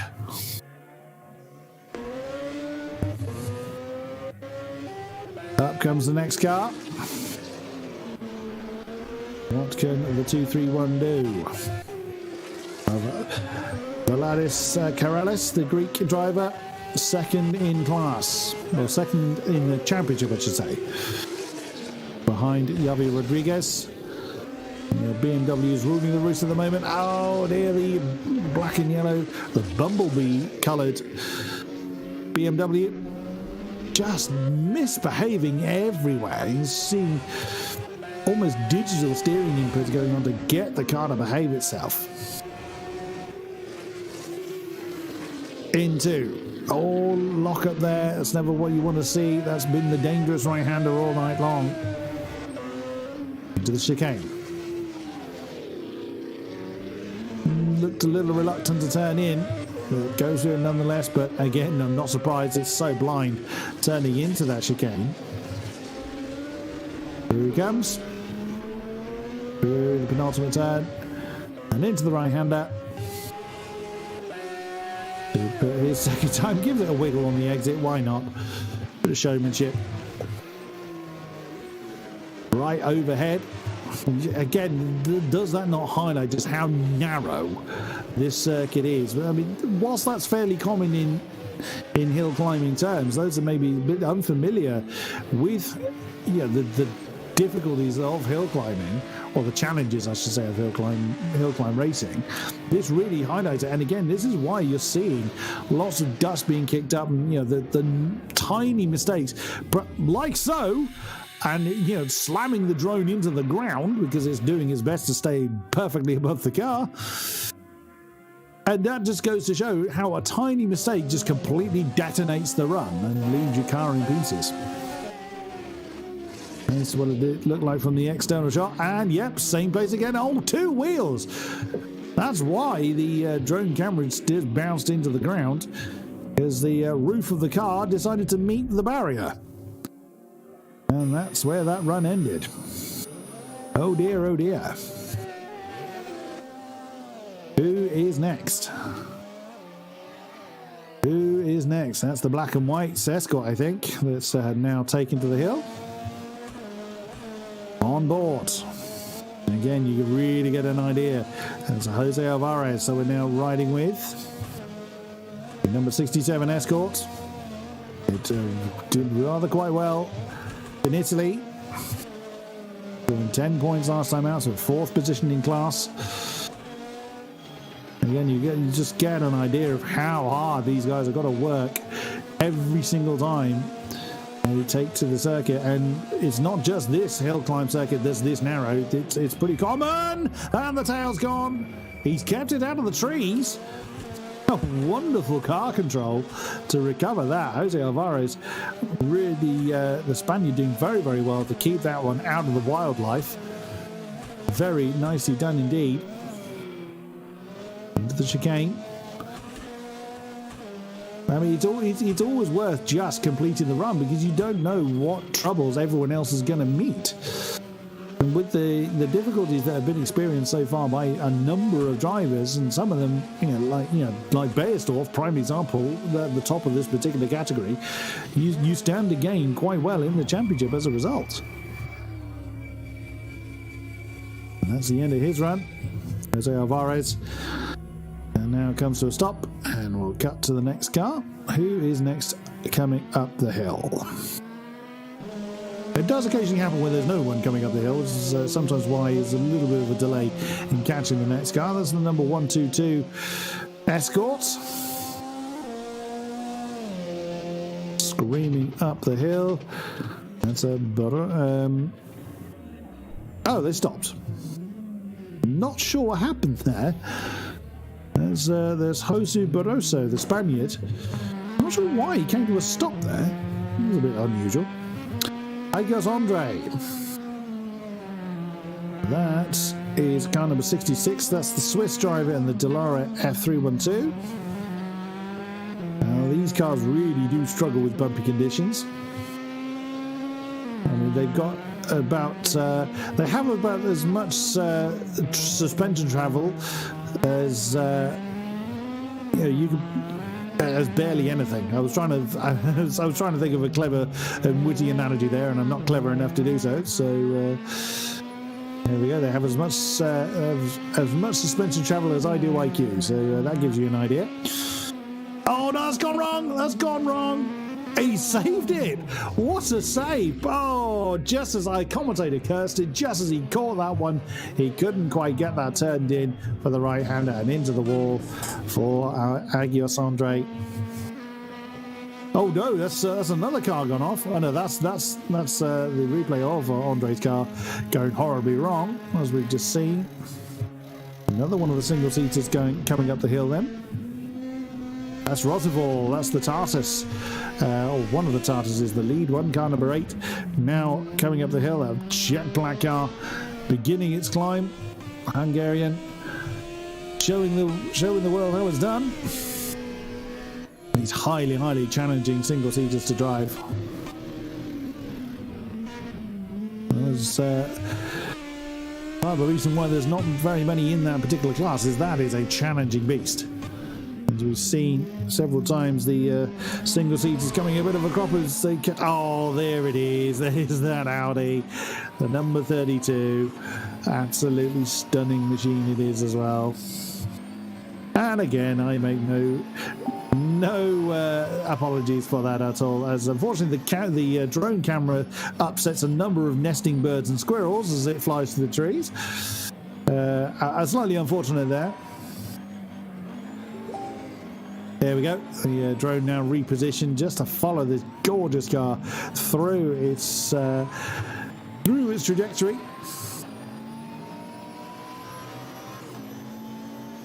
Now, is the drone going to meet another tree? No, the drone manages to avoid it this time. And this is the part that's caught a number of drivers out. And the Audi bounces over the bumps rather nicely. Oh, that's very cautious coming through the chicane there. Again, don't blame him. I'd want to keep that Audi in perfectly good shape. Oh no, the bumps just catapulted the car towards the barrier. But he's going to finish it nonetheless. Home comes the Audi. That's the number 82 car. Completing the run. Nicely done indeed. Next one. Number 44. Now hits the stage. That's Mitko Ristov. One of the Opel Cadets. One of the top 4. Well, in 4th position in the class. The Group 8 Specials.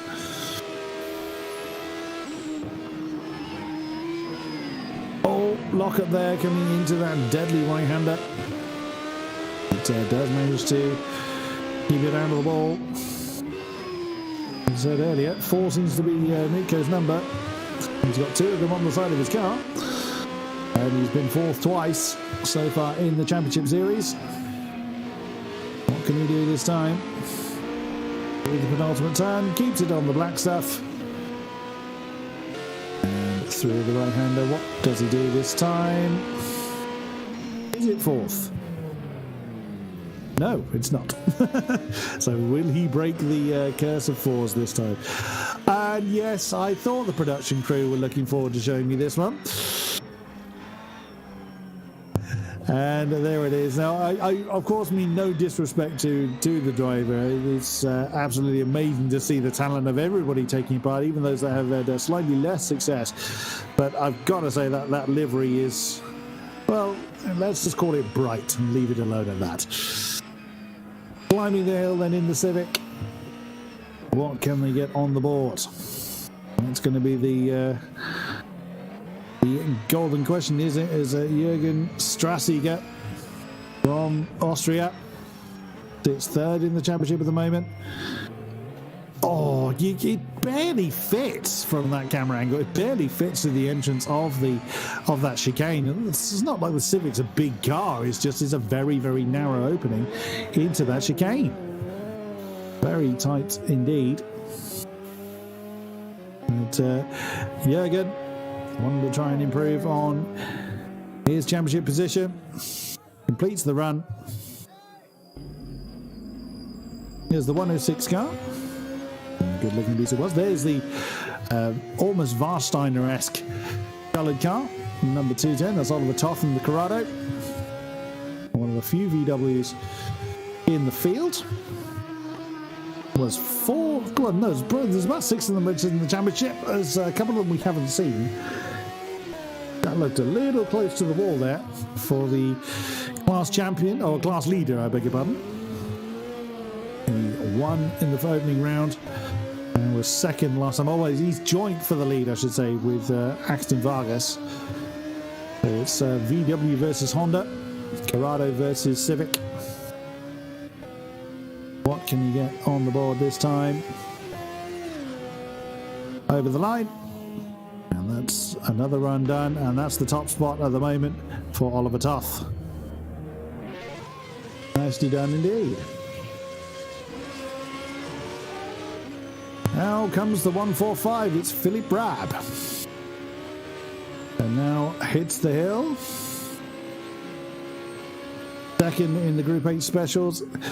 And one of the ever popular Opel Cadets. Going on now, the drone going for the left-hand side. Trying to keep out of the trees. He's already aggravated the birds and squirrels on one side. That was a bit of too much bumping around then for the Opel, but Philip Rab does manage to keep it very nicely saved. Through the treacherous right-hander. A number of runs have come to an end, and I doubt it's going to be the last ones that we've seen that have stopped there.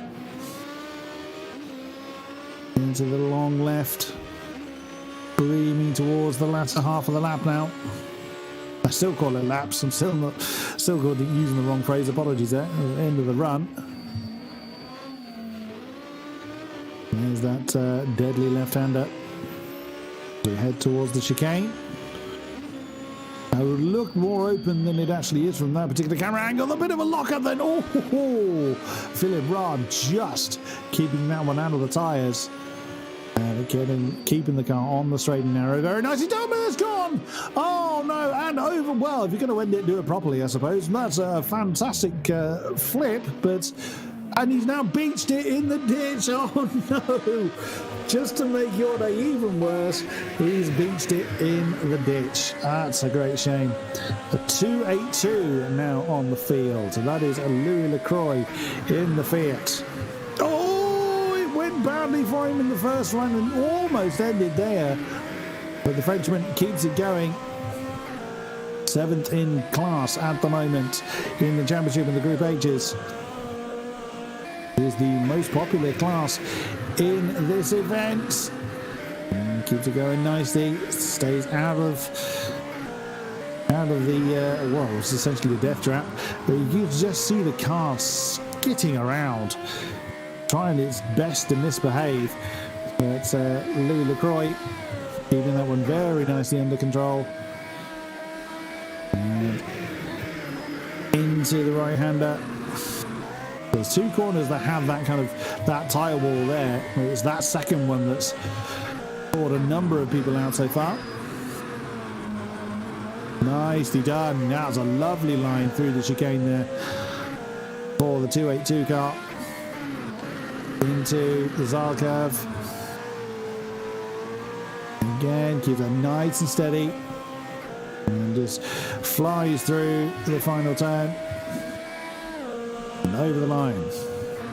Good effort. Very nicely done indeed for Louis Lacroix. Next up, almost stars and stripes that from that livery at that angle. That's number 65. That's Marcus Blasel, the Austrian, in the Opel Cadet. Scored 6 points first time out, but sadly didn't score any points in Italy. Looks like he survived this run though. To the line for the Opel. And it's a good time there. Now the 136 car. Taking it to the hill.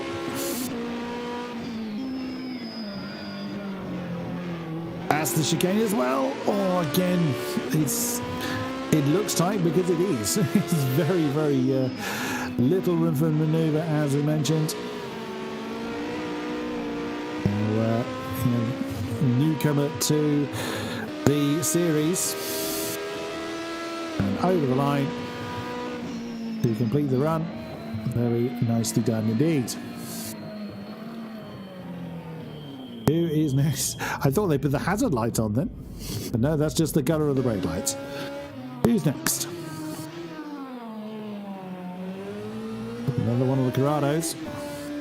That's the monster flavoured one that we saw at the top of the show. Bouncing through. Get the grip where you can. Screaming towards the line. Not going to get on the boards. Nicely done. Very nicely done indeed. Oh, that looks shaky for the 191. That's Owen Rudy. He went horribly wrong in the first run. And again, that camera angle there is deceptive because it does look like they're about to pin it again. But pressing on. Ooh, again, misbehaving a little bit, kicking a bit of dust coming into it. Oh, this really struggling is the German, trying to get that car through that right-hander out of the chicane. Opened up just the last minute there. Could have done with being further over to the left before turning into the chicane. Easy for me to say, granting it. That car's just bouncing over the bumps very, very hard indeed. Towards the line. That's another time on the board for the Group H's. Good effort. Who is next? It's the 143. The Renault Clio.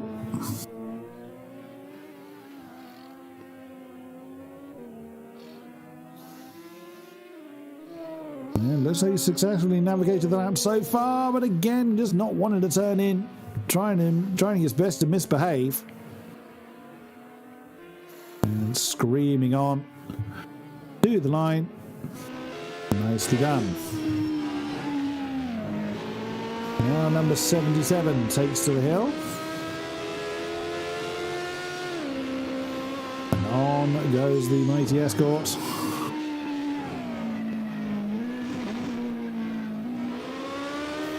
Graceful as ever. It's wonderful to see these old cars. That's not Escort, there's an Opel, beg your pardon. It's great to see these cars in action. Again, I know I've mentioned how much of a sucker I am for some of these cars, and I make no apologies for it, as Nikolaus F. Sartu. Again, apologies if I'm getting that name completely wrong. Continues to press on. It's almost Ford-esque, that livery. It's absolutely stunning, actually. Chicane. Yes, nicely done. Very nicely done. Looks like the suspension's a bit softer in this car. Not being chucked around quite as much as some of the others we've seen. It's a very, very hard balance to strike, though, to get, a nice soft suspension to deal with the bumps, but also, hard enough to keep the cars under control. Is that the end of the session? Not quite. Number 215 hits the hill. No, hits the hill rather literally. That's a replay then of it going horribly wrong for the Peugeot, for the Punto, beg your pardon. He got back on the road again. Probably slightly reshapen is the 215.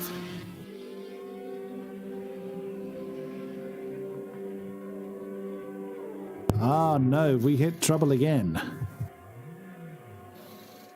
We may have hit a bit of server trouble again, unfortunately. But we can have some highlights on what we've seen thus far. That was a lovely run from Desprez.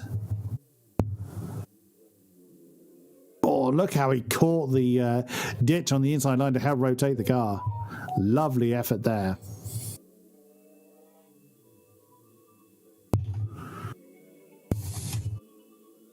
That was a lovely run. And it wasn't until that point. Look how he caught it. Lovely effort there. Ooh. Using every available pixel that he could. Gorgeous run. Absolutely stunning run. And a tail wag when he came out of the chicane there.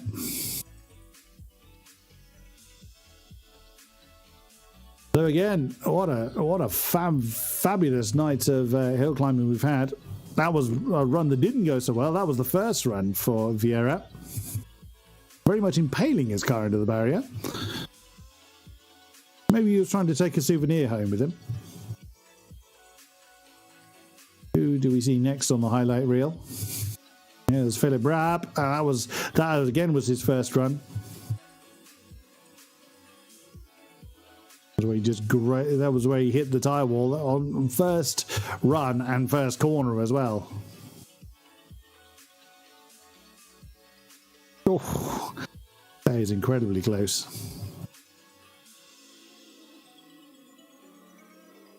But the class leader doing a great job there of keeping the car under control. There was Louis Lacroix, who's had a rather mixed night in the Fiat. Number 282 car. This is where his rather very dramatic exit from his first run. It looked spectacular, but it didn't do him any favors. That was Vargas in the Civic, the 177 car. And that's where it went wrong for him. Remember, he buried it in there. Now, I said he wouldn't get it out of there, and he went and defied me. It was Rudy Ullman, not wanting to be outdone, and decided to roll his car over and then bury it into the tree. There he goes. It was impressive, I'll give him that. There was Nelson Inacho. That was where he then... it was his bumper. I thought it was his spoiler he actually knocked off the car. But no, he managed to keep it out of the wall and then just out of frustration just reversed it a bit too hard and smashed into the barrier. But finished the run nonetheless, in fairness, and as we just saw from some of the other cars, not everybody did. There's Pablo Suarez in his Corrado. Gorgeous looking beast that is. Oh, lively it was too. There's David Pariso in the number 28 Peugeot. Going sideways and then losing various bits of scenery. Well, bits of car, as you can see. Slightly bit of weight saving, but not in the ideal way. There's it. Whilst we're waiting for the server to return to us, let's have a few words from our sponsor, shall we?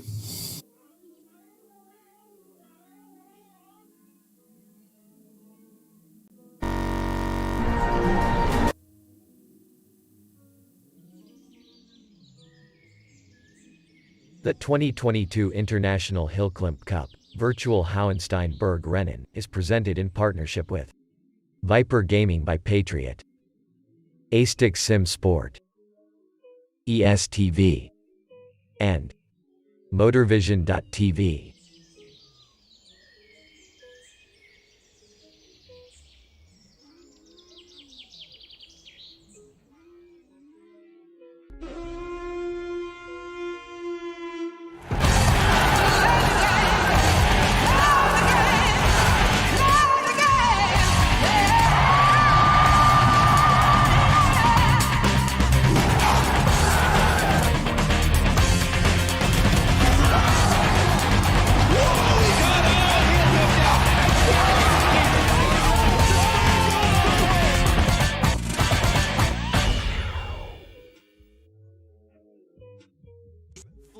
A 1v2 for the tournament. Pressure is on.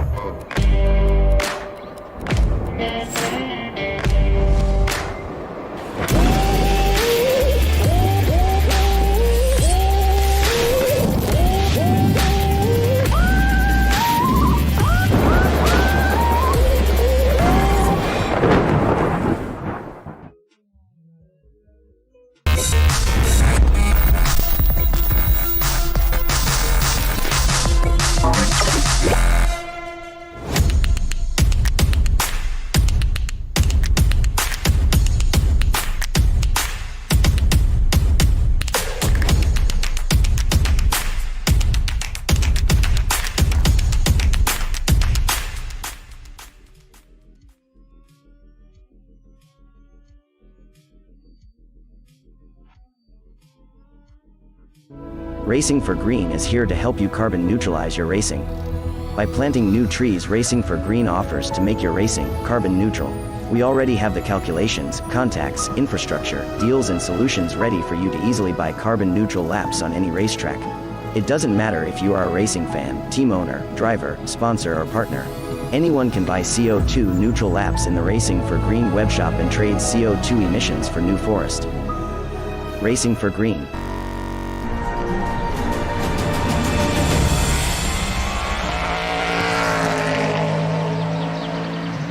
Welcome back, everybody, to this hill climbing event. This is round 3 of the season. Now we're just waiting for confirmation whether we're going to get a third run for the night, or whether we've seen the hill climbing action for the night. So let's continue with our highlight reel of what has been some interesting moments from both the runs we've seen so far. As obviously David Desprez in the 221, just get how on earth he kept that out of the wall, I will never know. It was stunning bit of car control. It kept his Lancer out of the wall, and then took a really tight line into the chicane. But the four-wheel drive beast that is the Lancer just ate up every corner that was thrown at it, and even created some of his own, just wriggling down the straights. Absolutely amazing stuff. That's one of the Civics that that was Vieira. That his first run coming to a very dramatic end. There was the Barsteiner flavoured car that took off from the line there. Again, just highlights how quickly these things accelerate. That's Philip Raab's Opel. And we saw that one bounce off the wall. And again, as a reminder, this is how hard these guys have to work. Now, this is the end of the lap. With that really, really narrow chicane. Just those bumps just want to send the car absolute sky. Poor Louis Lacroix in his Fiat X19. What started off as quite a spectacular run ended in a very spectacular way, but not in the way that he would have liked. Finding some space in between the car and the ground is never ideal. There was Acton Vargas in his Civic. Oh, yep, that's where it went wrong. The tail end letting go put him into one ditch and then sent him flying over to the other. We are running again, so we're on the third run now. There's Pohansel in the number 86 Clio. So now, third and final run of the night. I wonder, well, now this is going to be interesting to see whether lessons have been learned, which sounds like a very derogatory statement, but you know, they've had 2 runs in competition trim, and God knows how many times they've practiced this, how many kilometers they've done on this circuit. But you know, it's when you've done several runs, at this point fatigue's going to be kicking in. So you know, these guys are this is going to be a real test of endurance for these drivers. Whilst not an endurance race, obviously, it's still, you've got this real burst. Oh, that's very close to the wall, but Blasel does manage to keep that one out. You've just got this really intense burst of concentration and energy going on whilst wrestling these cars up the hill, and then you've got to wait for the next one, so you kind of lose all the adrenaline, and it builds again, lose it again, and on it goes. Of course, so there's Oscar Pastor in the 105 car now beginning to climb. That's the Simca Rally prototype, or one of them, I should say. There's a couple of them. As the Spaniard continues to climb. Of course, looking to learn from the lessons of the last 2 runs, as mentioned. Right-hander, the tightening right-hander there.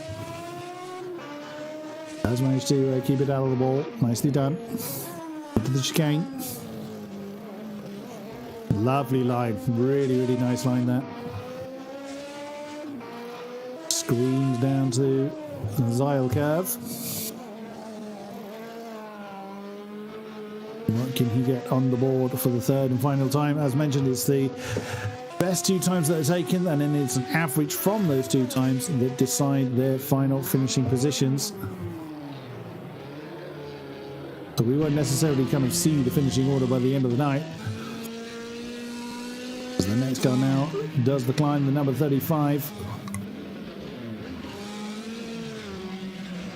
Oh, keep it nice out of the ball. I mean, how many times have I winced? How many times have I said that in the night? I grant you that. It's a very broken record. That's Matteo Golantz from France in the Fiat. There's a few Fiat Puntos out there. There's about 3 of them, indeed, in the field. It's being a bit cautious into that right-hander, but you can't blame him because of how many people it's claimed. Again then. Oh, the car misbehaving as it locks up. And again, that's forced him into a cautionary line there. But I mean, yeah, if that's what's going to give you the best run, then that's what you do. Oh, wow, no, that's the wall. Using the barrier to try and turn your car is not the ideal way of doing it. But it presses on nonetheless. And over the line. Big lock-up after you finish is, well, it's neither here nor there, really. It doesn't really matter. You don't need those tyres again. And back to the holding area. Who is next? That's the 215 car. And it's Adrian Varela in the next Punto. What can the Spaniard do? Oh, kicks up a bit of dust. You don't want to be hitting the grass really anywhere. You just need the car to be stable. It's easy for me to say, I grant you, but... And he presses on. Keeps it nice and steady. Screams on down to the trees. Oh, wow, really pressing on now.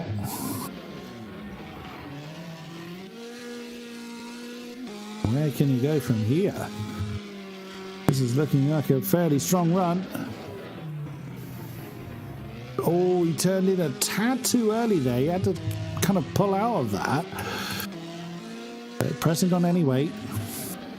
Oh, that got a bit nasty. Very, very nasty indeed. He's pushing on though. And that's over the line again. Now is one of the Tartus cars getting ready to go. I beg your pardon, that was one of the Dilaras. That was the 81 car. That was Pedro Barbosa from Portugal, getting ready to do the deed. And away he goes. You're going to struggle to beat the acceleration of these things. They are absolutely incredible.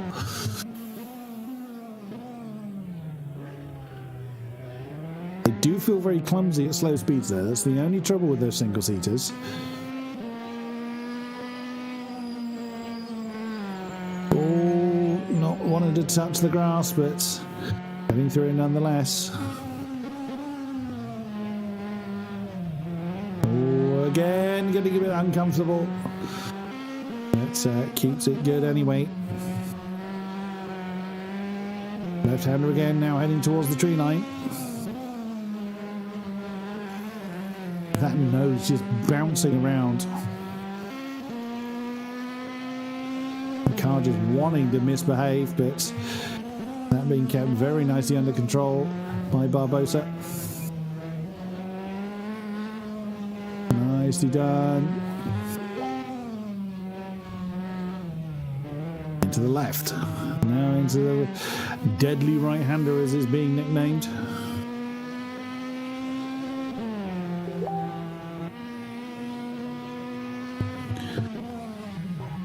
Through it comes. There it is. And keeps out of the trap that's seen many a car body part deposited in it this evening.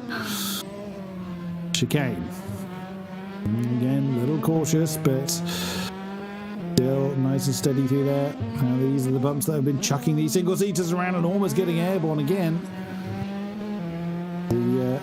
But the Portuguese driver managing to keep that one under control and over the line. Good effort, sir. Who's next? It's the Martini flavoured number 88. Absolutely gorgeous machine that is too. It's a Dennis Lopez from Portugal.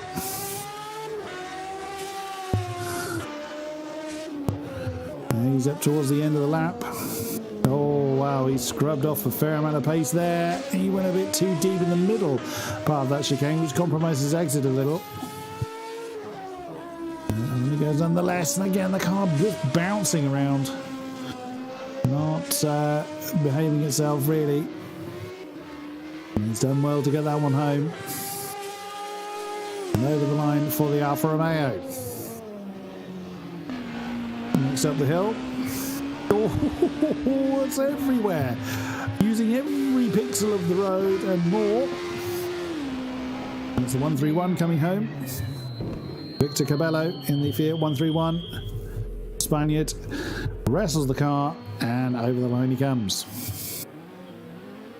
Who's next to tackle the slopes?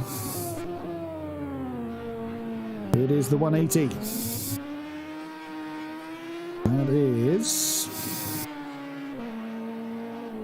Pedro Bello in the Clio. Oh wow, that looked a little deep from that angle, but he actually managed to maintain a decent pace through there. These little front-wheel drive cars don't like braking and turning at the same time, as that shot there will be testament to. It keeps it very nicely done. Portuguese driver's going to bring that one home. And that's the third run for Pedro Rebello. Good effort. And returns back rather nicely to the holding area. Who's on the hill? Who is next to tackle the German roads? It's Flo Mulot, the 190 Escorts. The Frenchman screaming that glorious car over the line, was just kind of catching them at the end of their laps. They're being released in quite short succession. Lovely finish. Very nice. It's one of the Corrados now. It's Suarez. Pablo Suarez now. And the VW Corrado. Coming to the chicane. Car looks like it's in the right shape, so it hasn't had an argument with anything solid. And the 167. What's the Spanish driver able to do here? Bouncing over it. Yeah, rid the bumps actually quite well there. Running a bit softer suspension than some of his competitors. Couple of points in the championship. What's that's going to put him into 9th. Very nicely done. Alvarez. What is he going to achieve here? Now we're coming to the end of the lap. 208 car. And 13th position there. Unlucky for some, but we'll see how that transpires before the end of the night. Most people have probably done their third laps by now. Third laps, still saying laps, look. Third runs by now. That could be, is that the end of the session, I wonder? I'm gonna wait for confirmation of that, because that looks like everybody's back in their tents again.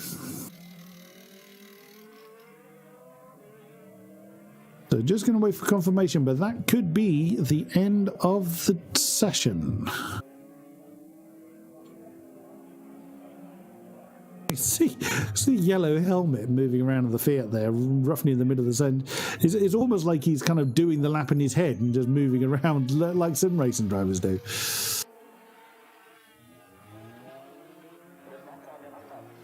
No one is on circuit, so we think that is going to be it for tonight's HillClimb. There we go. There's the car's disappearing. Confirms.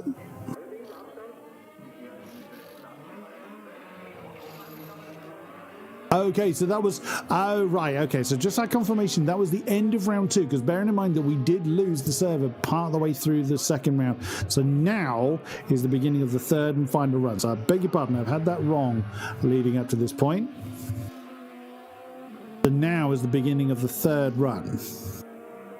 My mistake. I do apologize for that. So we should be seeing... Yep, there he is, Sebastian Renat, coming out for his third and final run any moment now. Is he going to come out? That'll be the best 2 laps from the evening that they see.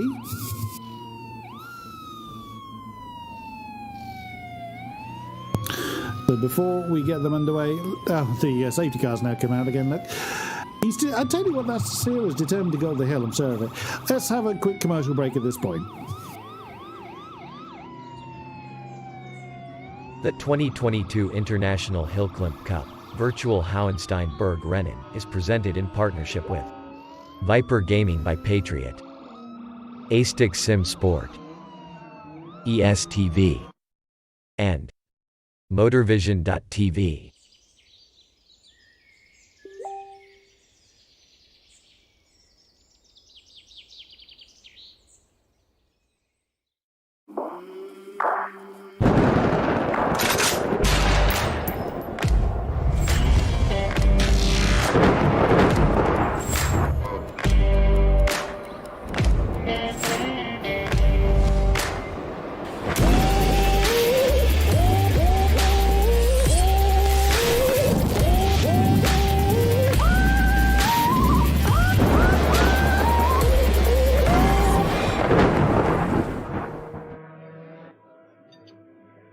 Racing for Green is here to help you carbon neutralize your racing. By planting new trees, Racing for Green offers to make your racing carbon neutral. We already have the calculations, contacts, infrastructure, deals and solutions ready for you to easily buy carbon neutral laps on any racetrack. It doesn't matter if you are a racing fan, team owner, driver, sponsor or partner. Anyone can buy CO2 neutral laps in the Racing for Green webshop and trade CO2 emissions for New Forest. Racing for Green.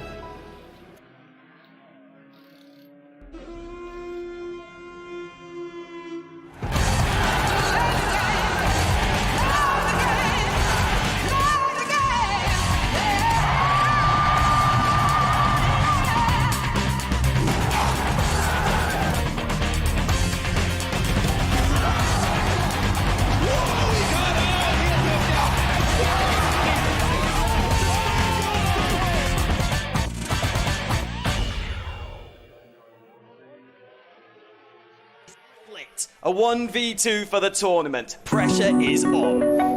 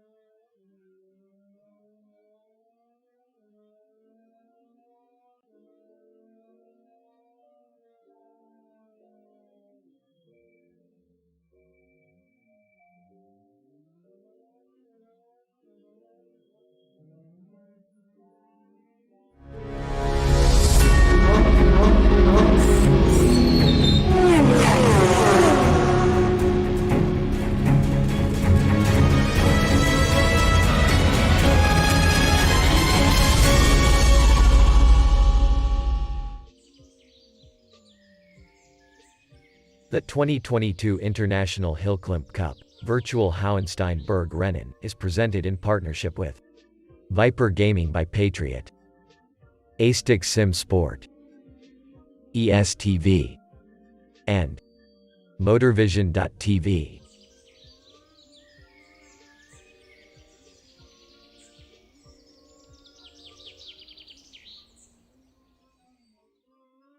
Racing for Green is here to help you carbon neutralize your racing. By planting new trees, Racing for Green offers to make your racing carbon neutral. We already have the calculations, contacts, infrastructure, deals and solutions ready for you to easily buy carbon neutral laps on any racetrack. It doesn't matter if you are a racing fan, team owner, driver, sponsor or partner. Anyone can buy CO2 neutral laps in the Racing for Green webshop and trade CO2 emissions for New Forest. Racing for Green.